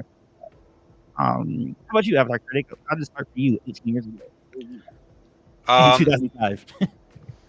Yeah, so I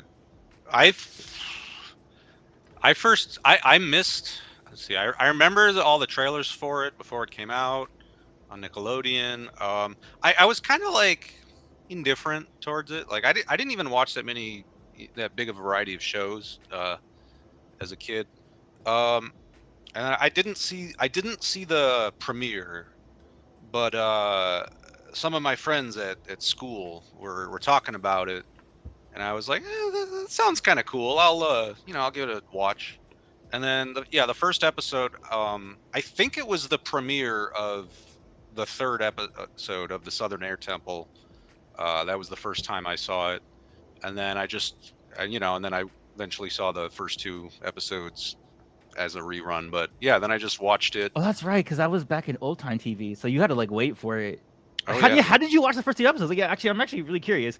In that time period, how did you watch the first 2 episodes? I mean, they would show the episodes again. Like, okay. I think I'm trying to remember. I think I looked it up. I think I got to like episode 10-ish before I finally saw the first 2. But I remember looking.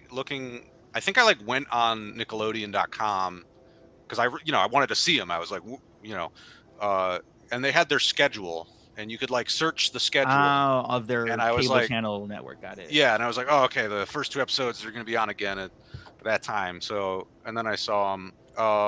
But yeah, then I pretty much just kept up with. So I pretty much watched the entire show as it aired for the most part. And I can like remember like the first times I saw a lot of them. I can remember like who I was with, like what I was doing that day. Those are always nice memories. Yeah, and like, like the season 2 finale. I remember, my house only had one TV. There was some football game on that my parents wanted to watch.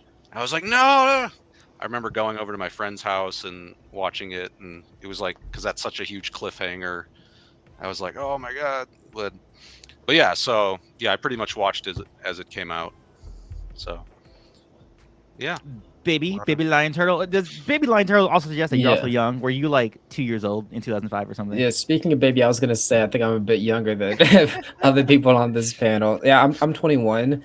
So I started watching. I don't remember actually when I started watching exactly. But I just watched it on like Nick as it aired. I probably honestly was watching mostly reruns, but I know I definitely watched it out of order. This is a bit of a fun story.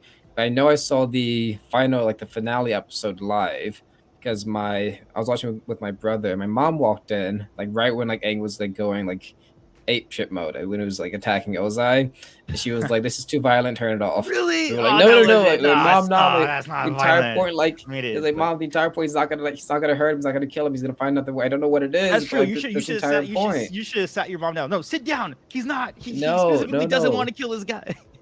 But mom turned it off. You're like, this is too violent. You can't watch it. I was like, this sucks. And then like we went to like my friend's house. We just watched it there instead. But yeah, that's my like earliest memory with Avatar is that mom thought it was too violent, even though the entire point was that like he was gonna find a non-violent solution. But yeah, then after that, I think I just watched the reruns. I think I like watched Korra. I definitely watched it out of order. Like I never had seen the like the actual episode where Zuko joined like Team Avatar, like the Western Air Temple episode. I didn't actually see that until after I'd watched Korra. Like I just like, oh, wow. I was like, what? The reruns just like didn't like add up to that to me seeing that episode ever. Yeah, but I watched Korra. I was super into the show, and yeah, eventually I just decided I joined the online communities, watched some of Antoine's videos, things like that, and just eventually decided, I'm obsessed so much about this franchise. read all the comics books, read all the normal like the novels and stuff. Maybe I'll just like share what I'm like why I'm so passionate about this franchise, why I started my channel last year. But yeah, it's been a pretty unconventional road. Maybe it is conventional, who knows? But yeah, just as like a younger person who was 7 when the show was actually ending, yeah, a bit of a different path for me, but glad I found it. And Morgan, what's your story with Avatar? Actually, I don't know this. Yeah, I was 13 when it came out. Obviously, I'm in Ireland, so I think it aired slightly behind America. So it's like I think a few months after. And you guys it had the initially- Legend of Aang, right? Yeah, it was always Legend of Aang. Yeah, over here. So we had the kind of UK airing because even though I'm Irish, I can't speak Irish, but there is an Irish channel that actually shows Avatar in Irish. So Oh wow. that does exist out there. I think I have a clip of it up on my channel. But The Irish dub. anyway, yeah, Ashgailga. Oh my god, have you guys seen, by the way, how they're doing dubs now? So you know how there's AI stuff with like the art and stuff like that? They're matching the dub. So like let's say someone does like a Japanese dub, right? And it was done in English. They'll match the lips via AI. Like, and I'm talking about with live action stuff too, not just animation stuff. It's just crazy. Sorry, I just wanted to put that out. I was like, dude, they're like dubbing lip syncs. And I was like, it's always gonna be dubs over subs now. Anyway, so Yeah, so I watched it as it aired. So I saw the first episode as it aired, and basically just followed it throughout season 1, season 2. I only got internet in 2007, and that's I think probably when like my fandom properly started. I think before that it was just a show I liked and watched when it was on, but after that I was able to more regularly like kind of like rewatch it. That was when I first discovered like the kind of online fandom and got into sort of like keeping track of like, oh yeah, there's a, you know, we're waiting for season 3, what's going on here. There was a lot of confusion at the time because like episodes, people would be very confused about when episodes were going to air. I think like episodes aired in like France initially, and like, you know, keeping track of all that stuff when it came out. And probably my best memories are definitely just like waiting for like YouTube uploads of the finale when it first came out, because the Irish broadcast was always behind, I had to watch online. That was the only way to kind of keep up with it at the time. So I think I watched the finale in like 3-minute chunks as they were uploaded onto YouTube at the time. And that's the way I experienced it. Wow. After that, I think like a lot of people, you know, it was just kind of like, okay, Avatar ended. What do we do now? Got back in roughly when the last Airbender movie came out. And then pretty shortly after that, Korra started ramping up. And that's when that's when I really got into like the fandom, because that's when I kind of joined Avatar: The Last Airbender online and kind of became like the moderator, kind of super moderator over there, and started doing like news articles. That's basically when I started making videos, Avatar Online podcasts and stuff like that. And pretty much since then, like when it kind of 20, you should have like continued. 2010. It would have been like Avatar news. Forums just aren't really a thing. Like even Avatar Spirit's gone now in terms of their forums. Oh, Avatar Spirit is gone. Oh, I remember that. Yeah. I think. Yeah, Yeah, I Yeah, completely so- forgot I about don't it. So know you what just these mentioned it things- right now. Yeah, that's I have no clue what connecting any of some- these things are. connecting some neurons up in there. Yeah, Kind I of like, remember, show, like how Sorry, go ahead. to kind of like show how like young I am. I remember when the movie came out, I was like, I watched it and I loved it. I was like, this is the best thing I think I've ever seen in my entire Dude, life. same with my dad. My dad loves the movie. I was like, bro, My don't know older what it's brother. supposed to be. No, I just liked the movie because I just saw the lights, like flashing lights, and I was like, I love any movie. Movies can't be bad, actually. Yeah. But then I watched it like 3 more times, and I was like, actually, this is like it's kind of weird. Like, got a few things wrong, but like it's still very awesome.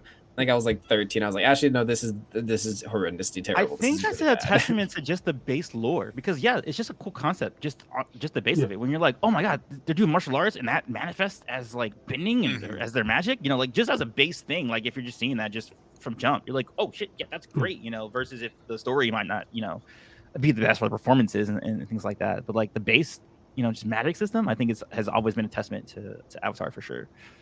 Do you guys? So, yeah. Oh, sorry. Are you done? Oh no, go ahead. Yeah, no. I was gonna ask you guys if you remember, because Airspeed Prime. You said you kind of mostly watched it as it aired. I mean, it was delayed in Ireland. Yeah. And Antoine, you said you started in like around book 2. It was like 2 or 3. I know for sure. I remember anticipating the last season because I was like the huge thing. Like, oh, what happened to Aang? Is he dead? What happened? What happened with the fucking lightning thing? Like, what happened? But yeah, I didn't start. Like, I didn't start like when it premiered. Okay. Well, I was wondering if any of you remembered. There was like an official website that had it had like a map of the Avatar world, and every week after a new episode would air, you'd go on that website and there'd be a little like there'd be a new little dot on the map somewhere, which was like where the episode took place in the world. Oh, that sounds cool. And you could click on it and it would zoom in like and it would show kind of like the setting, and it would give like all this like extra lore and like backstories of like new characters, and that's how you learn about creatures and Piandao and like how he took on apparently 100 firebenders, you know, sword fighters. Yeah, that's where all that like a lot of that lore comes. So you said you remember that, Morgan? You remember? Yeah, I do definitely, because like that's where a lot of the current information comes from. Like I still reference that like these days, even though it's only currently up online through like a Tumblr account. Yeah, like the lost lore. Yeah, it was like it's no longer active, and they like archived all the. Yeah, but that was just like a memory I had of like every week I would go and like, oh, what's the new stuff, you know? Yep. And yeah, there was that. There was a ton of games. I don't know if you guys remembered like all the games of. Yeah, they had loads of games. Nick.com. I just feel like they were all just very like, you know. Yeah. Just Escape from the Spirit World. That's where it comes just from. Like Flash games. Yeah, just like stuff like that. I remember playing those as a kid. But yeah, there was Escape from the Spirit World. That happened over the course of like 4 weeks. There was a thing on the TV that was like, oh, the password is going to air at this time, and and you need that to was watch like it. classic TV stuff. Dude. Yeah, and then that was fun. It was fun because you had to be World Wide Web. Yeah. But yeah, okay. So I'm gonna do some just final Q&A for people who are doing their last little questions, and we're gonna wrap up. So our first one's from Lauren 210. Do you fear the kind of backlash future Avatar shows like the Earth Avatar after Korra will end up getting in the way Korra has been received by the fandom over the years? All right. Well, the thing with the whole Legend of Korra like thing, I really, really, truly, because if you speak to like casual fans of Avatar, like, they enjoy Korra. Like, I feel like it's literally one of those vocal minority kind of things. Other people who are like, I mean, I'm talking about people who would like say that like it's trash or porn. There's some people who are more reasonable who say, oh yeah, it's not. I don't prefer it over The Last Airbender, but it's not like trash or whatever. The people who are like that, like the Legend of Korra shit and all that kind of stuff, is like just people who are just really pissed off, and it's not like a representation of the majority of the fan base. Like a majority of fan base likes Airbender and Korra, not equally, obviously, but there's not a lot of like actual active hate for Korra. So I don't think there's going to be a backlash to future stuff personally, unless it's just really not good. Although I don't know I know Morgan, I know you and me, we like Korra, like even think it's great more so than it is bad. I'm not sure about Avatar Critic and Baby Lion Turtle though. Yeah, I mean, I think Korra is super good. I appreciate all the additional world building. I think Korra Season 2 is quite a mess. I don't like everything. I do like, actually, I know it's kind of controversial, but I like all the Avatar 1 stuff. But like a lot of just like the Unavatu Dark Avatar, giant avatars fight, giant, projections fighting in the ocean at the end, hand to hand. That was a bit whack, but like Season 3, Season 1 had very interesting ideas. Season 4, also very interesting ideas. Also don't love the giant mech suit. I feel like also in my normal everyday conversations, with people who don't know that I'm like an Avatar YouTuber even, people say, yeah, Korra's like pretty good. Season 2 was kind of weird, but like they generally just like being in the Four Nations once again. Right. Maybe I'm in the minority because like I don't really like the Legend of Korra overall. There are aspects of it I like. I like certain plot lines. I like certain characters. So like I don't think it's bad in every way, but like I guess as a whole, there's a lot I don't like about it. That was part of the reason I I kind of wanted to make a YouTube channel. I wanted to like talk about some of the stuff I don't like about it. So yeah, I mean, there's a lot I don't like about it. It's not the worst thing ever. But I guess in my everyday conversations, it's kind of mixed. Like some people like it, some people don't. You know, everything in between. It's kind of a divisive, I guess. You know, kind of like certain, like, I don't know, like the Star Wars prequels. There's a lot of people who don't like them. There's people who, you know, that's kind of how I see it. I saw in particular too when it came back on Netflix, like there was like a way more resurgence. 'Cause I think people went into it thinking, "Oh man, this is gonna be like trash," like everybody said. But then since it's on Netflix, it's like convenient, and people were like, "Wait, no, time out! Like, what? It's not trash at all. Like, what is this? Like, sure, yeah, there were some elements like everybody, generally agrees that book, too, is the weakest of all the whole franchise. But then people are like, wait, but no one like said anything about, and I think that's the big thing too, is that since a lot of people checked out after book 2, they didn't see like Zahir, which I think Zahir's the best series or the best part of it. Well, Yeah, I mean, also like. Sorry. Yeah, I've just heard that people also like would say like, "Oh, I dislike the love triangle." They did That for, wasn't like, even 2 that bad. episodes in the first season. When I rewatched, I was like it was not great, it was like, obviously, but it wasn't like I thought. I remember it being like way worse than it was. I was like, no, it's just teenagers being teenagers. Like that's just like. It was also like literally like 3 episodes long in the first season. Yeah, and it's like, not that long. I thought it was like everyone dropped the entire that series or something like that, like in my memory. But I was like, wait, no, it didn't make the whole series. It was literally just a small little thing. Yeah, and just like the dynamics, I guess, like the Korra gang are just way like weaker, less iconic than like the gang. I think that's the main thing people say, that the criticism people say that like people, they just aren't as invested in the characters, which is pretty fair, I feel like. Yeah, I think because I do think that they are a weaker team Avatar than the original gang, for sure. Like I'm super invested in the world, like not really the core characters necessarily. Yeah, I would say the same. I think that it's the lore, the world, the general overarching plots and what they were trying to say, like the different kinds of ideologies that were antagonistic to Korra. I think was really interesting and deeper than what we got from that. And I just think because there is like all this noise around Korra, not enough of its positives, which there are spoken of enough, because there's so many elements of the show that they do very well. Like I'm a big Korra fan. I like Korra. If you ask me to choose one, I think I'd say like I prefer Avatar over Korra, but it's pretty close. And I think just a lot of the times the fandom doesn't have a lot of nuance when it comes to like a lot of things. Conversations. So like the book 2 hatred. I like book 2. It's my favorite book of Korra. Controversial opinion, I know, but I'll always defend it just with the idea that like it shouldn't be treated as being like a 1, 2 out of 10. It should be at least there and thereabouts with where you rank like your 3rd favorite book of Korra. I don't think there's like that much of a difference between them, because similarly, I think people over exaggerate how good book 3 of Korra is, because like Zahir's like the most underdeveloped villain in Korra, and it's just like it's just the case. We know so little about him, about the Red Lotus, about the 3 team members of the Red Lotus, and you can just have these discussions where like the thing with Korra is I actually find it interesting that all the books are actually somewhat, you can make a case for any of them as being the best, because like book 1 is actually super consistent, and the love triangle tends to be like the only thing people really point out as being a major negative. Maybe a little bit about the ending. 1 is actually way better than like it really, really in particular. Like people are like, that book 1, even that was like, no, like that was like up until the ending. I think when people the reveal of Amon being a bloodbender versus just being like this uber tier chi blocker, which is what we thought he was at first.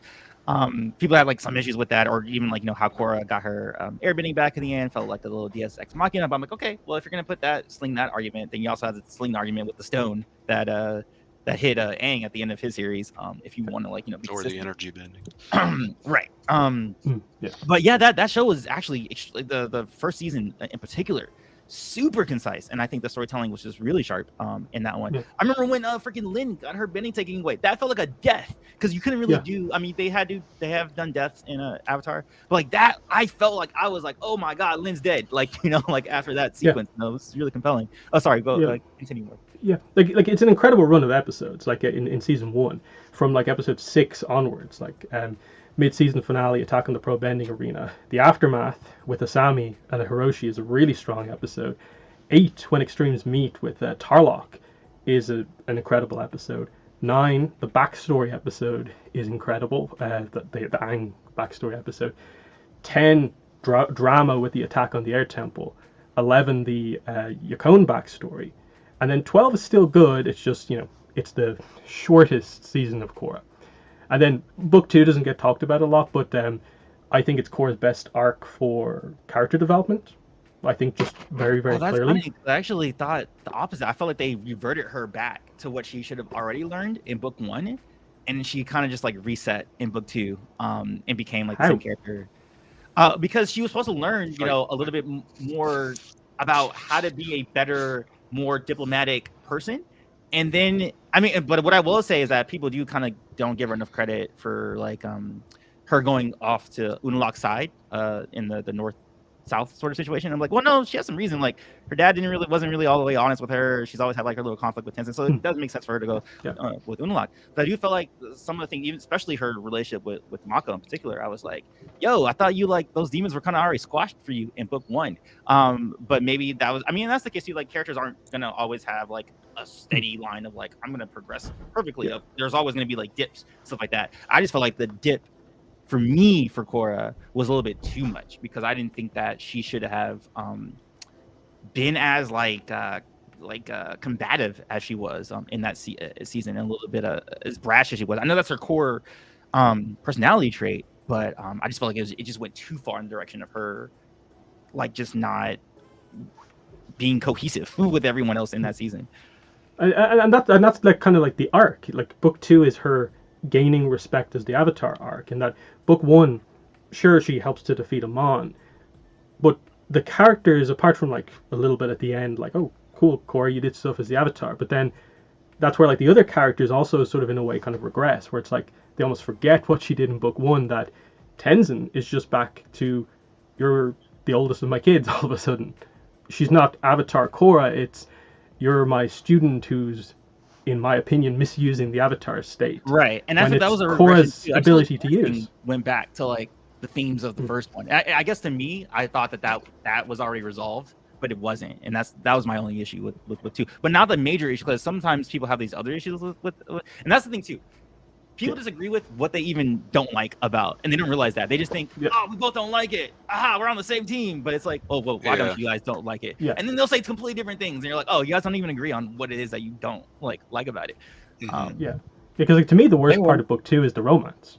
The romance is worse in book 2 than it is in book 1, because they just decide that Mako and Korra don't work. I agree with the sense of like regression there. Like you go from the I love you, and then 6 months of them being together to they can barely talk to each other, and that's bad writing in my opinion. That's teenager stuff, because you say I love you way too fast as a teenager when you're in those very new relationships when you're younger, and then you're like, oh wait a minute, now we're together, and now we see each other like every day, and we have to like, and it's like, oh wait, actually maybe I am annoyed with you, but that's me more headcanoning it than it actually being something that they actively say that this is what's their arc in this thing. And that's why I feel like I also don't vibe with that storyline.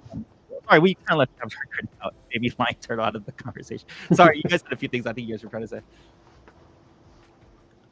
I was just gonna say to like address like the question, like do I fear at least like backlash on future Avatar shows because of Korra? Like not really, because it's gonna be backlash to anything and everything that ever exists on the internet.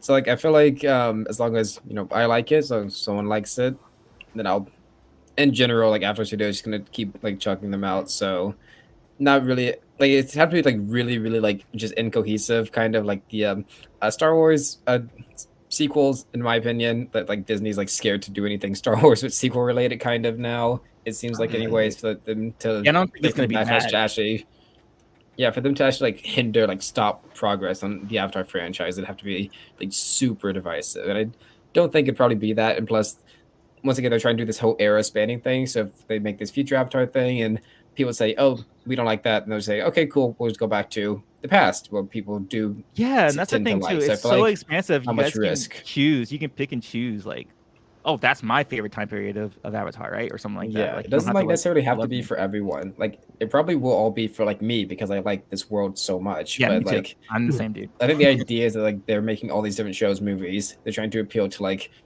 everyone. Like everyone will have like they'll pick and choose their favorites, Yeah. and like if you don't like one of them, you don't have to say like, oh, screw the Avatar franchise. Say like people who say like Korra ruined Avatar: The Last Airbender.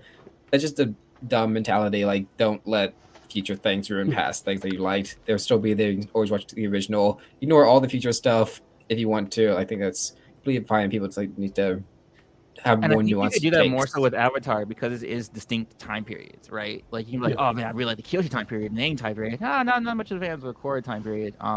But I feel like at least for like Yumi and Morgan, like I so love the core world that I'll give like most anything Yeah. Avatar a shot, and I'm probably generally going to have a favorable experience with it, because I am so in love with the core aspect of Avatar, rather than like I guess like the specifics of some of like the plots or like the characters and things like that. Like that stuff can kind of ebb and flow for me, and I'll like still find some enjoyment in it.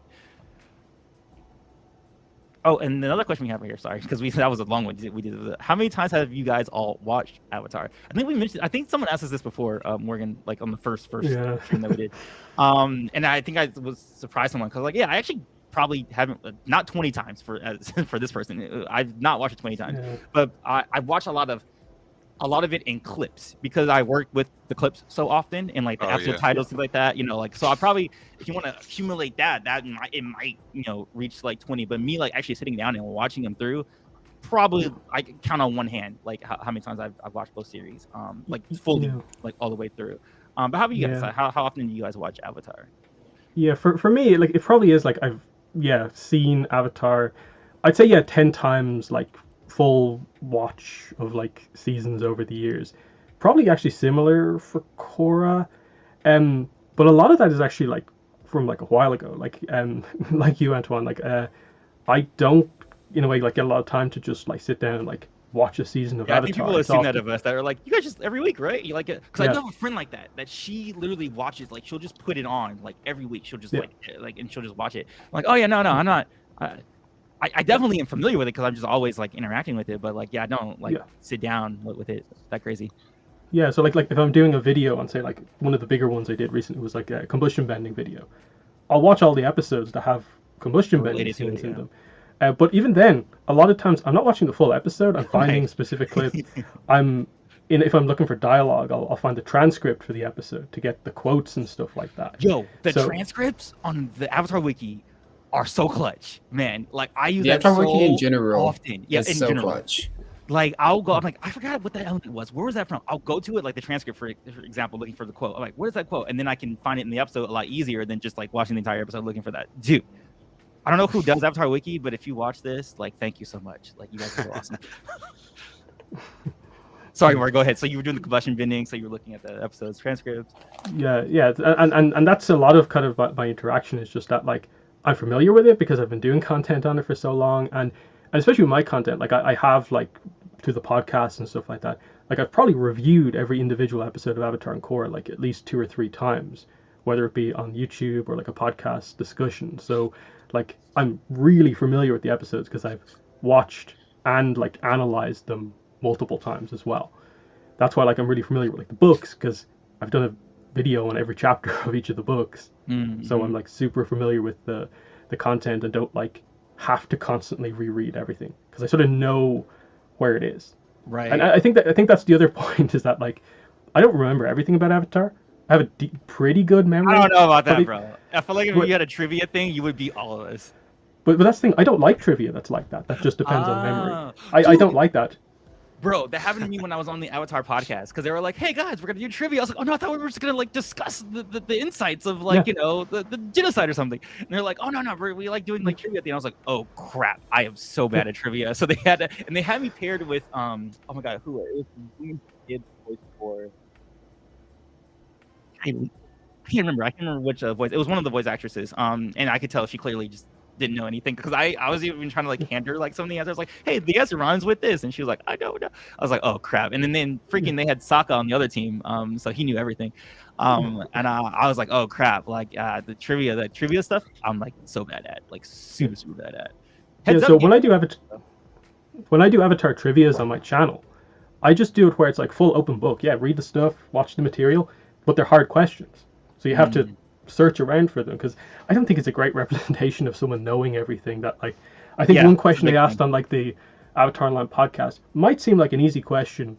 Sorry, the official Braving the Elements podcast was like, name every episode the Cabbage Merchant appears in. He's a notable character, but just off the top of my head, I wouldn't know all of them. I know like one, two. I know. I don't remember that off the top of my head. I think I could probably do that if I. Oh, see, look, and that happens. Some people can do that, you know.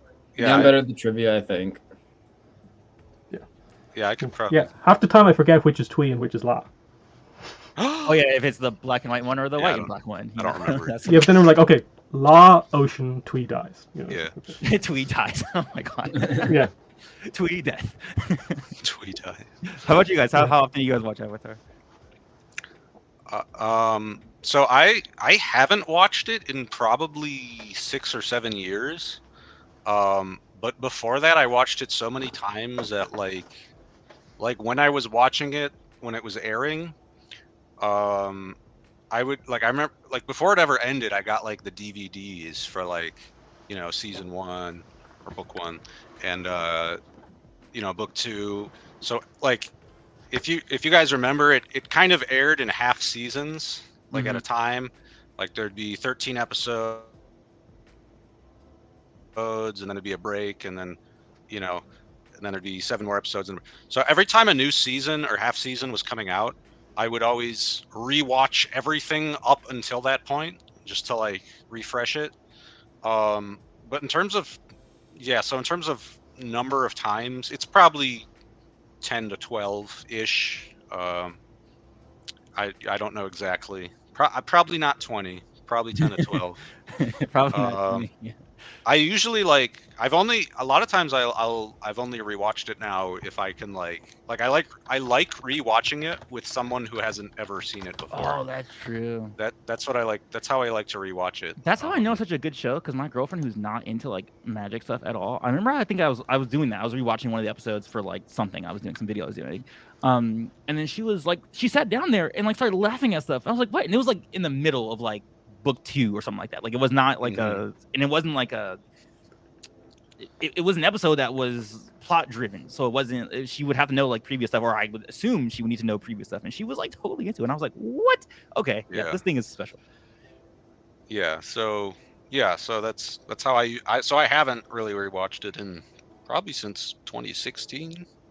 I think that my last full rewatch was when it came back to Netflix, so that was like 2020 or 2021. I can't remember. Yeah, that was 2020. 2020, yeah. The Renaissance. Yeah, but yeah, I remember it really well. So I probably could name all the Cabbage Merchant episodes. I can name all the episodes in order and all that. And, that's crazy. Yeah, like the Legend of Korra I've only seen once, because like I said, I wasn't the biggest fan of it. I think I saw this first season. I think you should watch it. I think you should. I think I've seen the first season twice, because I think the first season was the best in my opinion. But yeah, that one's right after 3 for me. It's 3, 1, 4, 2. That's how it goes for me. I liked a lot of parts of 3, but I think I've only seen it once. But yeah, so 10 to 12-ish. 10 to 12-ish. Baby Lion, what's your total? What's your number? What's your body count? Yeah, and then for me, I think I've seen each episode probably like 10 times just through watching like the reruns. But I've only like sat there and like watched all of Avatar like probably like 5 times maybe. Yeah, I'm very similar. That's about where I'm at too. Okay, we want to take a few more questions. I'm gonna leave it off. on, let me see. Yeah, well, we'll leave up on this. Can last you hear one me thing. still? This is lagging. Yikes. Yeah, no, I hear you. You're good. Yeah, we can hear you. Oh, you're good. Maybe you like a little at the Okay, end. cool. I think you're fine. Yeah. Yeah, so I was Also, just saying that I've probably seen each episode like 15 times or something. but you said full watch. Just for watching like the reruns on Nick. I've actually like watched through the entire thing about 5 times, at least the entire of Avatar 5 times probably. I actually paying attention, and I've only watched through Korra twice. It was only like once until I started my channel. I was like, I probably should catch up on what Korra was about. Even I forgot some of the plot points. Yeah, like a lot of my point. I remember I forgot viewership now is just like he getting the wasn't clips from my YouTube there. videos. But I have like such I guess I'm probably good at the trivia because I'll think I'm maybe like in the video the script it says like I was upset about something and I'm like I know there's at least one moment of the show where like Sokka like sighs and I want to show that clip. I'm like, oh wait, got it. This episode this time. Like I just go right dude, there. I can do that with so many Avatar, clips where I'm like, but then for Korra, I'm like, okay, I need a single shot of Bolin smiling. Guess I have to watch through the entire an entire episode because I just don't have the same favorite reference with Korra and with Avatar. That is the struggle. That's the struggle. Yeah, definitely. All right, we'll round it out with this last one here. So, Ken Fam, which also, what's up, Ken Fam? Good to see you. And also, Brady, what's going on? Brady was on with us. 2 months. I think you were on with. I think that might have been last month. I'm not sure. Do you think Avatar should have an additional magic system, like how Mistborn has Allomancy and whatever the Terrace Man one is called?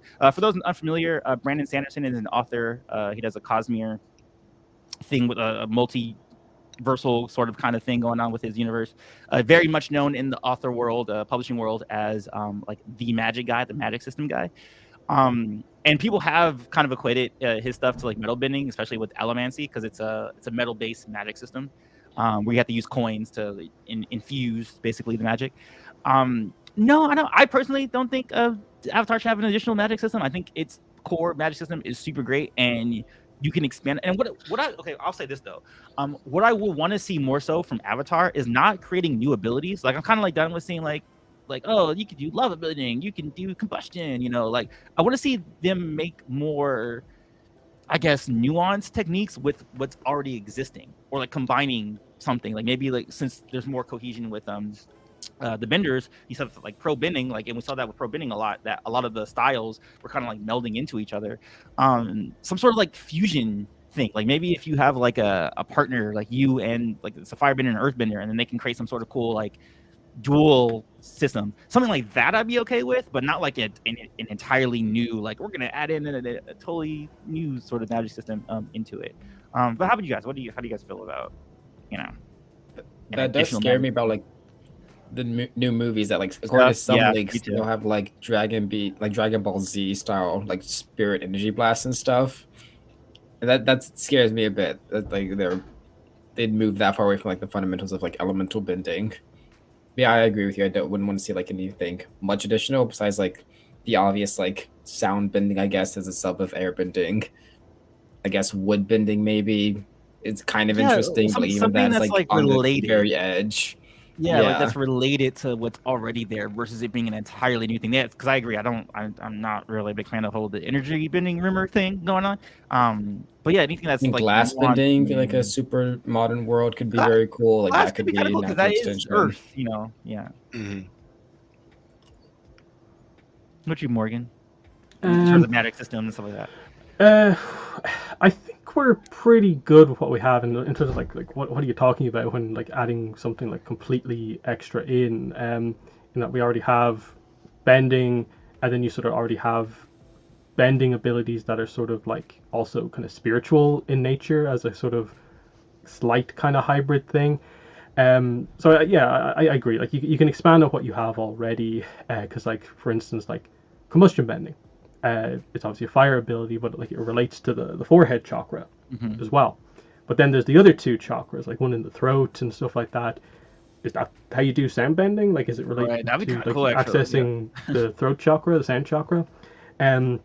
That's one thing that you can do. And then just lots of other spirit related stuff. Like a lot of the more complicated stuff is like humans and spirits merging, and if Korra, her legacy is maybe to unite humans and spirits more, maybe we'll see more of that, and that will lead to like the evolution of bending, because that's basically the whole thing with the Avatar. What's They the can do character's crazy name bending. in Turf Wars? I forget the gang members. Tokuga, Yeah, Taguga. He mixed with the eel or something. I dragon can't eel, remember. yeah. Dragon eel. So he Yeah, has like a yeah. dragon eel tentacle arm, Right. and he's like oddly immune to poison and stuff like that. So yeah, it covers the idea that you get like abilities when like you merge with a spirit and like they impart their form on you. Didn't work out well for Yao though. He just kind of became a tree. Right. And Hundun, it was also that. I think something similar happened to him when he was in the spirit world with his brother, and they had the whole fusion thing going on. Hundun, I think just over time became a spirit because It he left was his I thought body it was something behind. that he did. I think he. Yeah. I thought that he was trying to save his twin brother or something, and then they. No, they were escaped. always conjoined. Oh, they were always conjoined. Okay, I thought that that didn't happen Yeah. until after they had reached the spirit realm. Not that there's There's that also many the, details fast- in the story. True. There's also the false avatar Yoon, who like kind of Yep.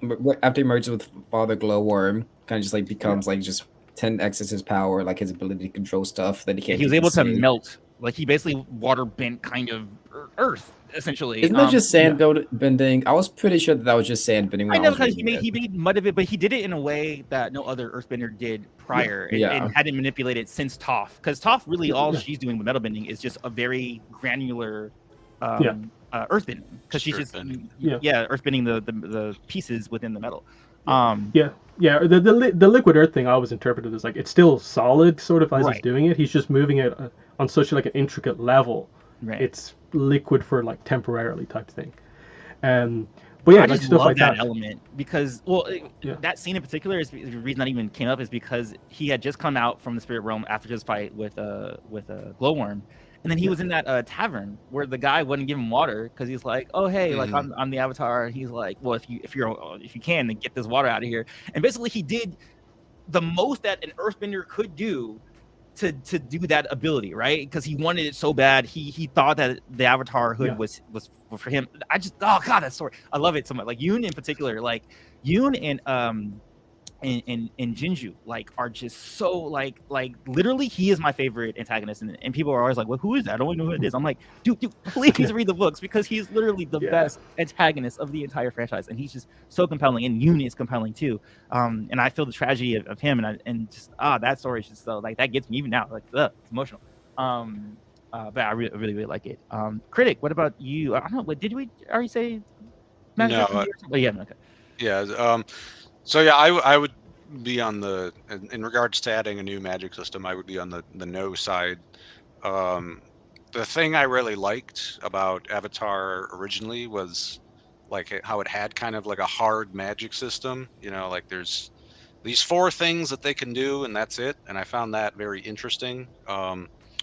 So like honestly, some of the stuff I didn't like about Legend of Korra was how I felt like it got a little softer. Like there was kind of some going back on some of the rules they established, like oh this guy can bloodbend whenever he wants now. You know, like it's like okay, it's just because he's special. Okay, but yeah, so I wouldn't want them to. I mean, even in the first show, like I could see like a common criticism is how energy bending is like a Deus Ex Machina, and I can totally see that. And but it literally is though, which is kind of So like the stuff with that is like it literally is a Deus Ex Machina energy bending. Which is kind of fine because harmonic convergence was a very like okay, the planets aren't going to be aligned like until every 10,000 years. So I'm like.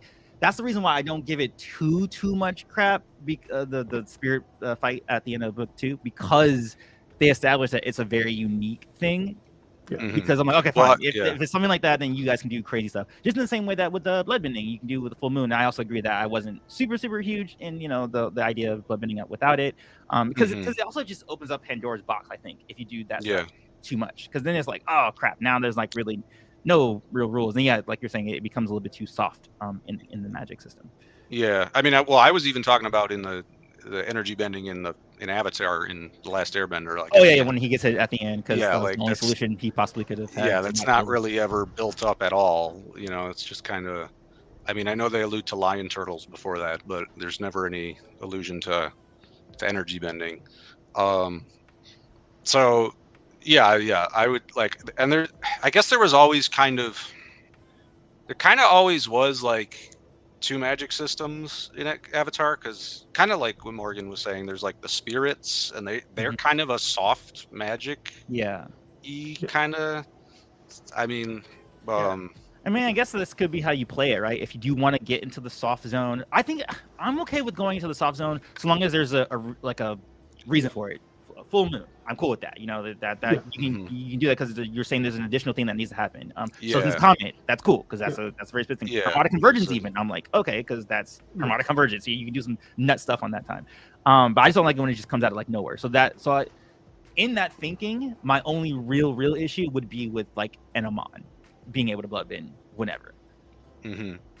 Yeah, so But I even mean, then, it's like the evolution. It's like kind of like Right. mutation in a way in Avatar. Like the idea that occasionally there just can be these really powerful outliers who have basically like almost like spiritual enhancement, like the power level that sort of like almost like Yoon has when combined with the spirit just by themselves. And you can explore that because like Bumi's more powerful than Haru.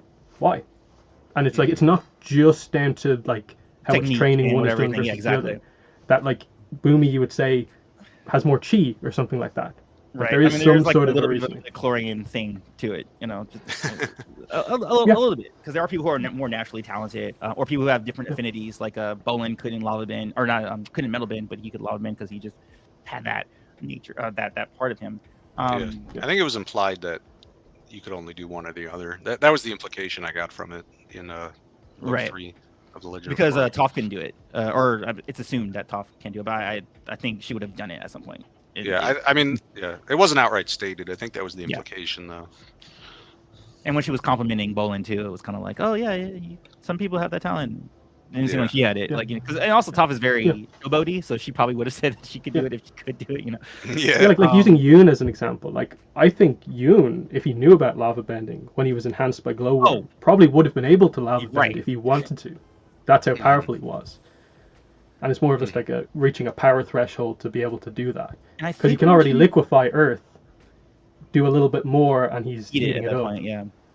Because yeah, we talked about that I think either in the last panel we had or 2 panels ago, where I said that the progression of things happen like that naturally even in the real world. Like I think I equated to like the NBA, like, you know, Steph Curry started taking all these threes, even though the 3-point line has been there since like the 80s.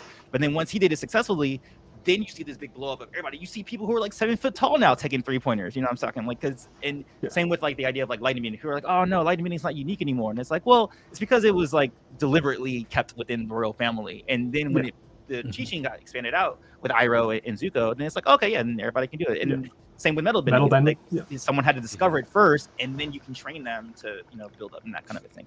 But I like it when those confines are fine.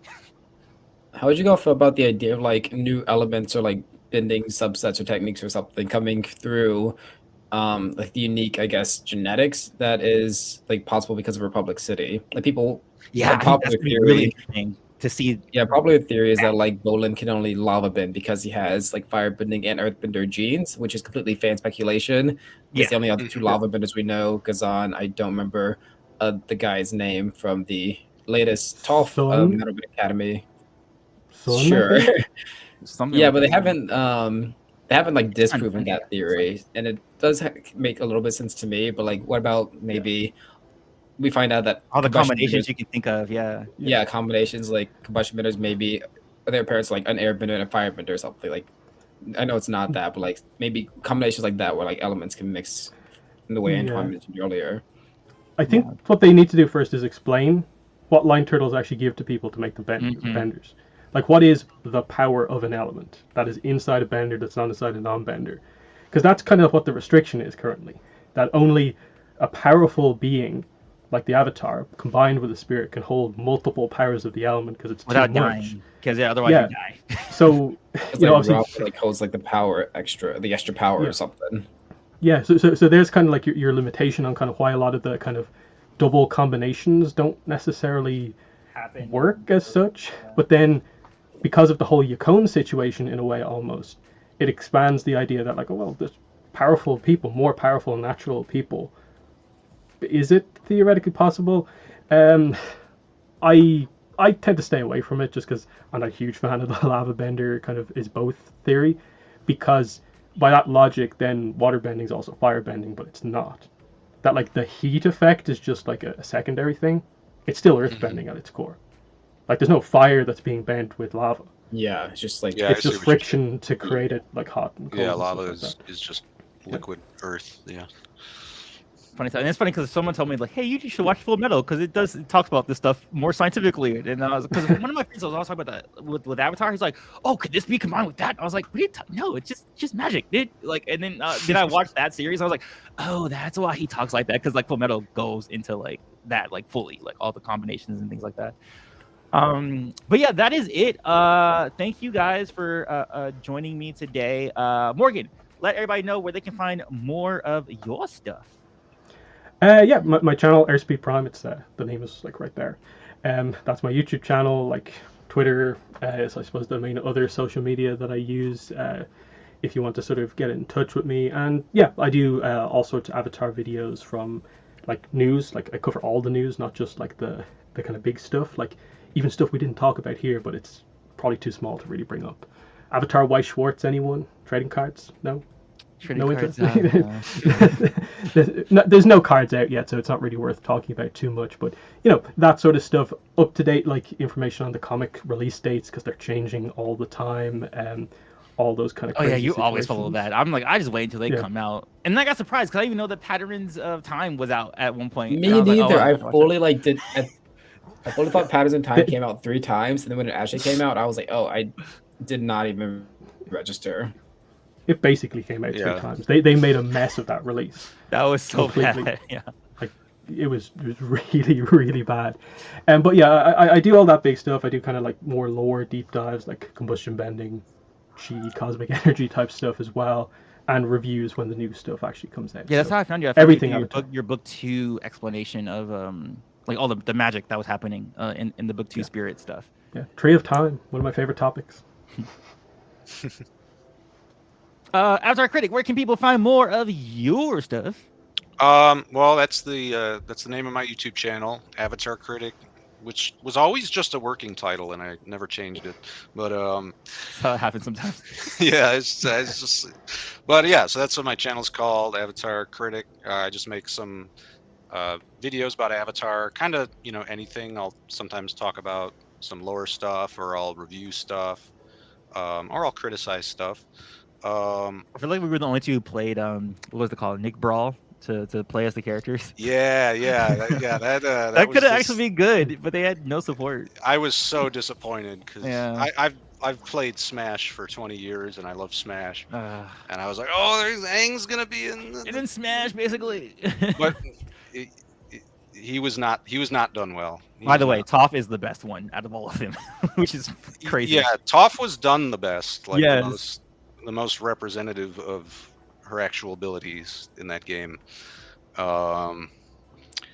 But yeah, so that's my channel, Avatar Critic. That's pretty much what I have some other social media stuff, but I'm not very active on it. But yeah, YouTube, Avatar Critic. Check me Baby out. Lion Turtle, let us know. Yeah, I'm about the same. I'm Baby Lion Turtle on YouTube. I'm also like on TikTok and Twitter and other places, but mostly on YouTube.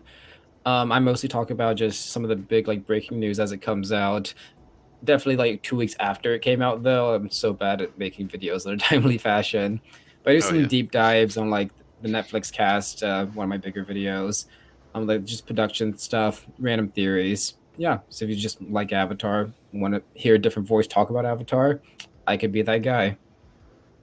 Sick with it. And I'm Antoine Bandelay. As always, guys, peace, love, and remember, be water, my friends.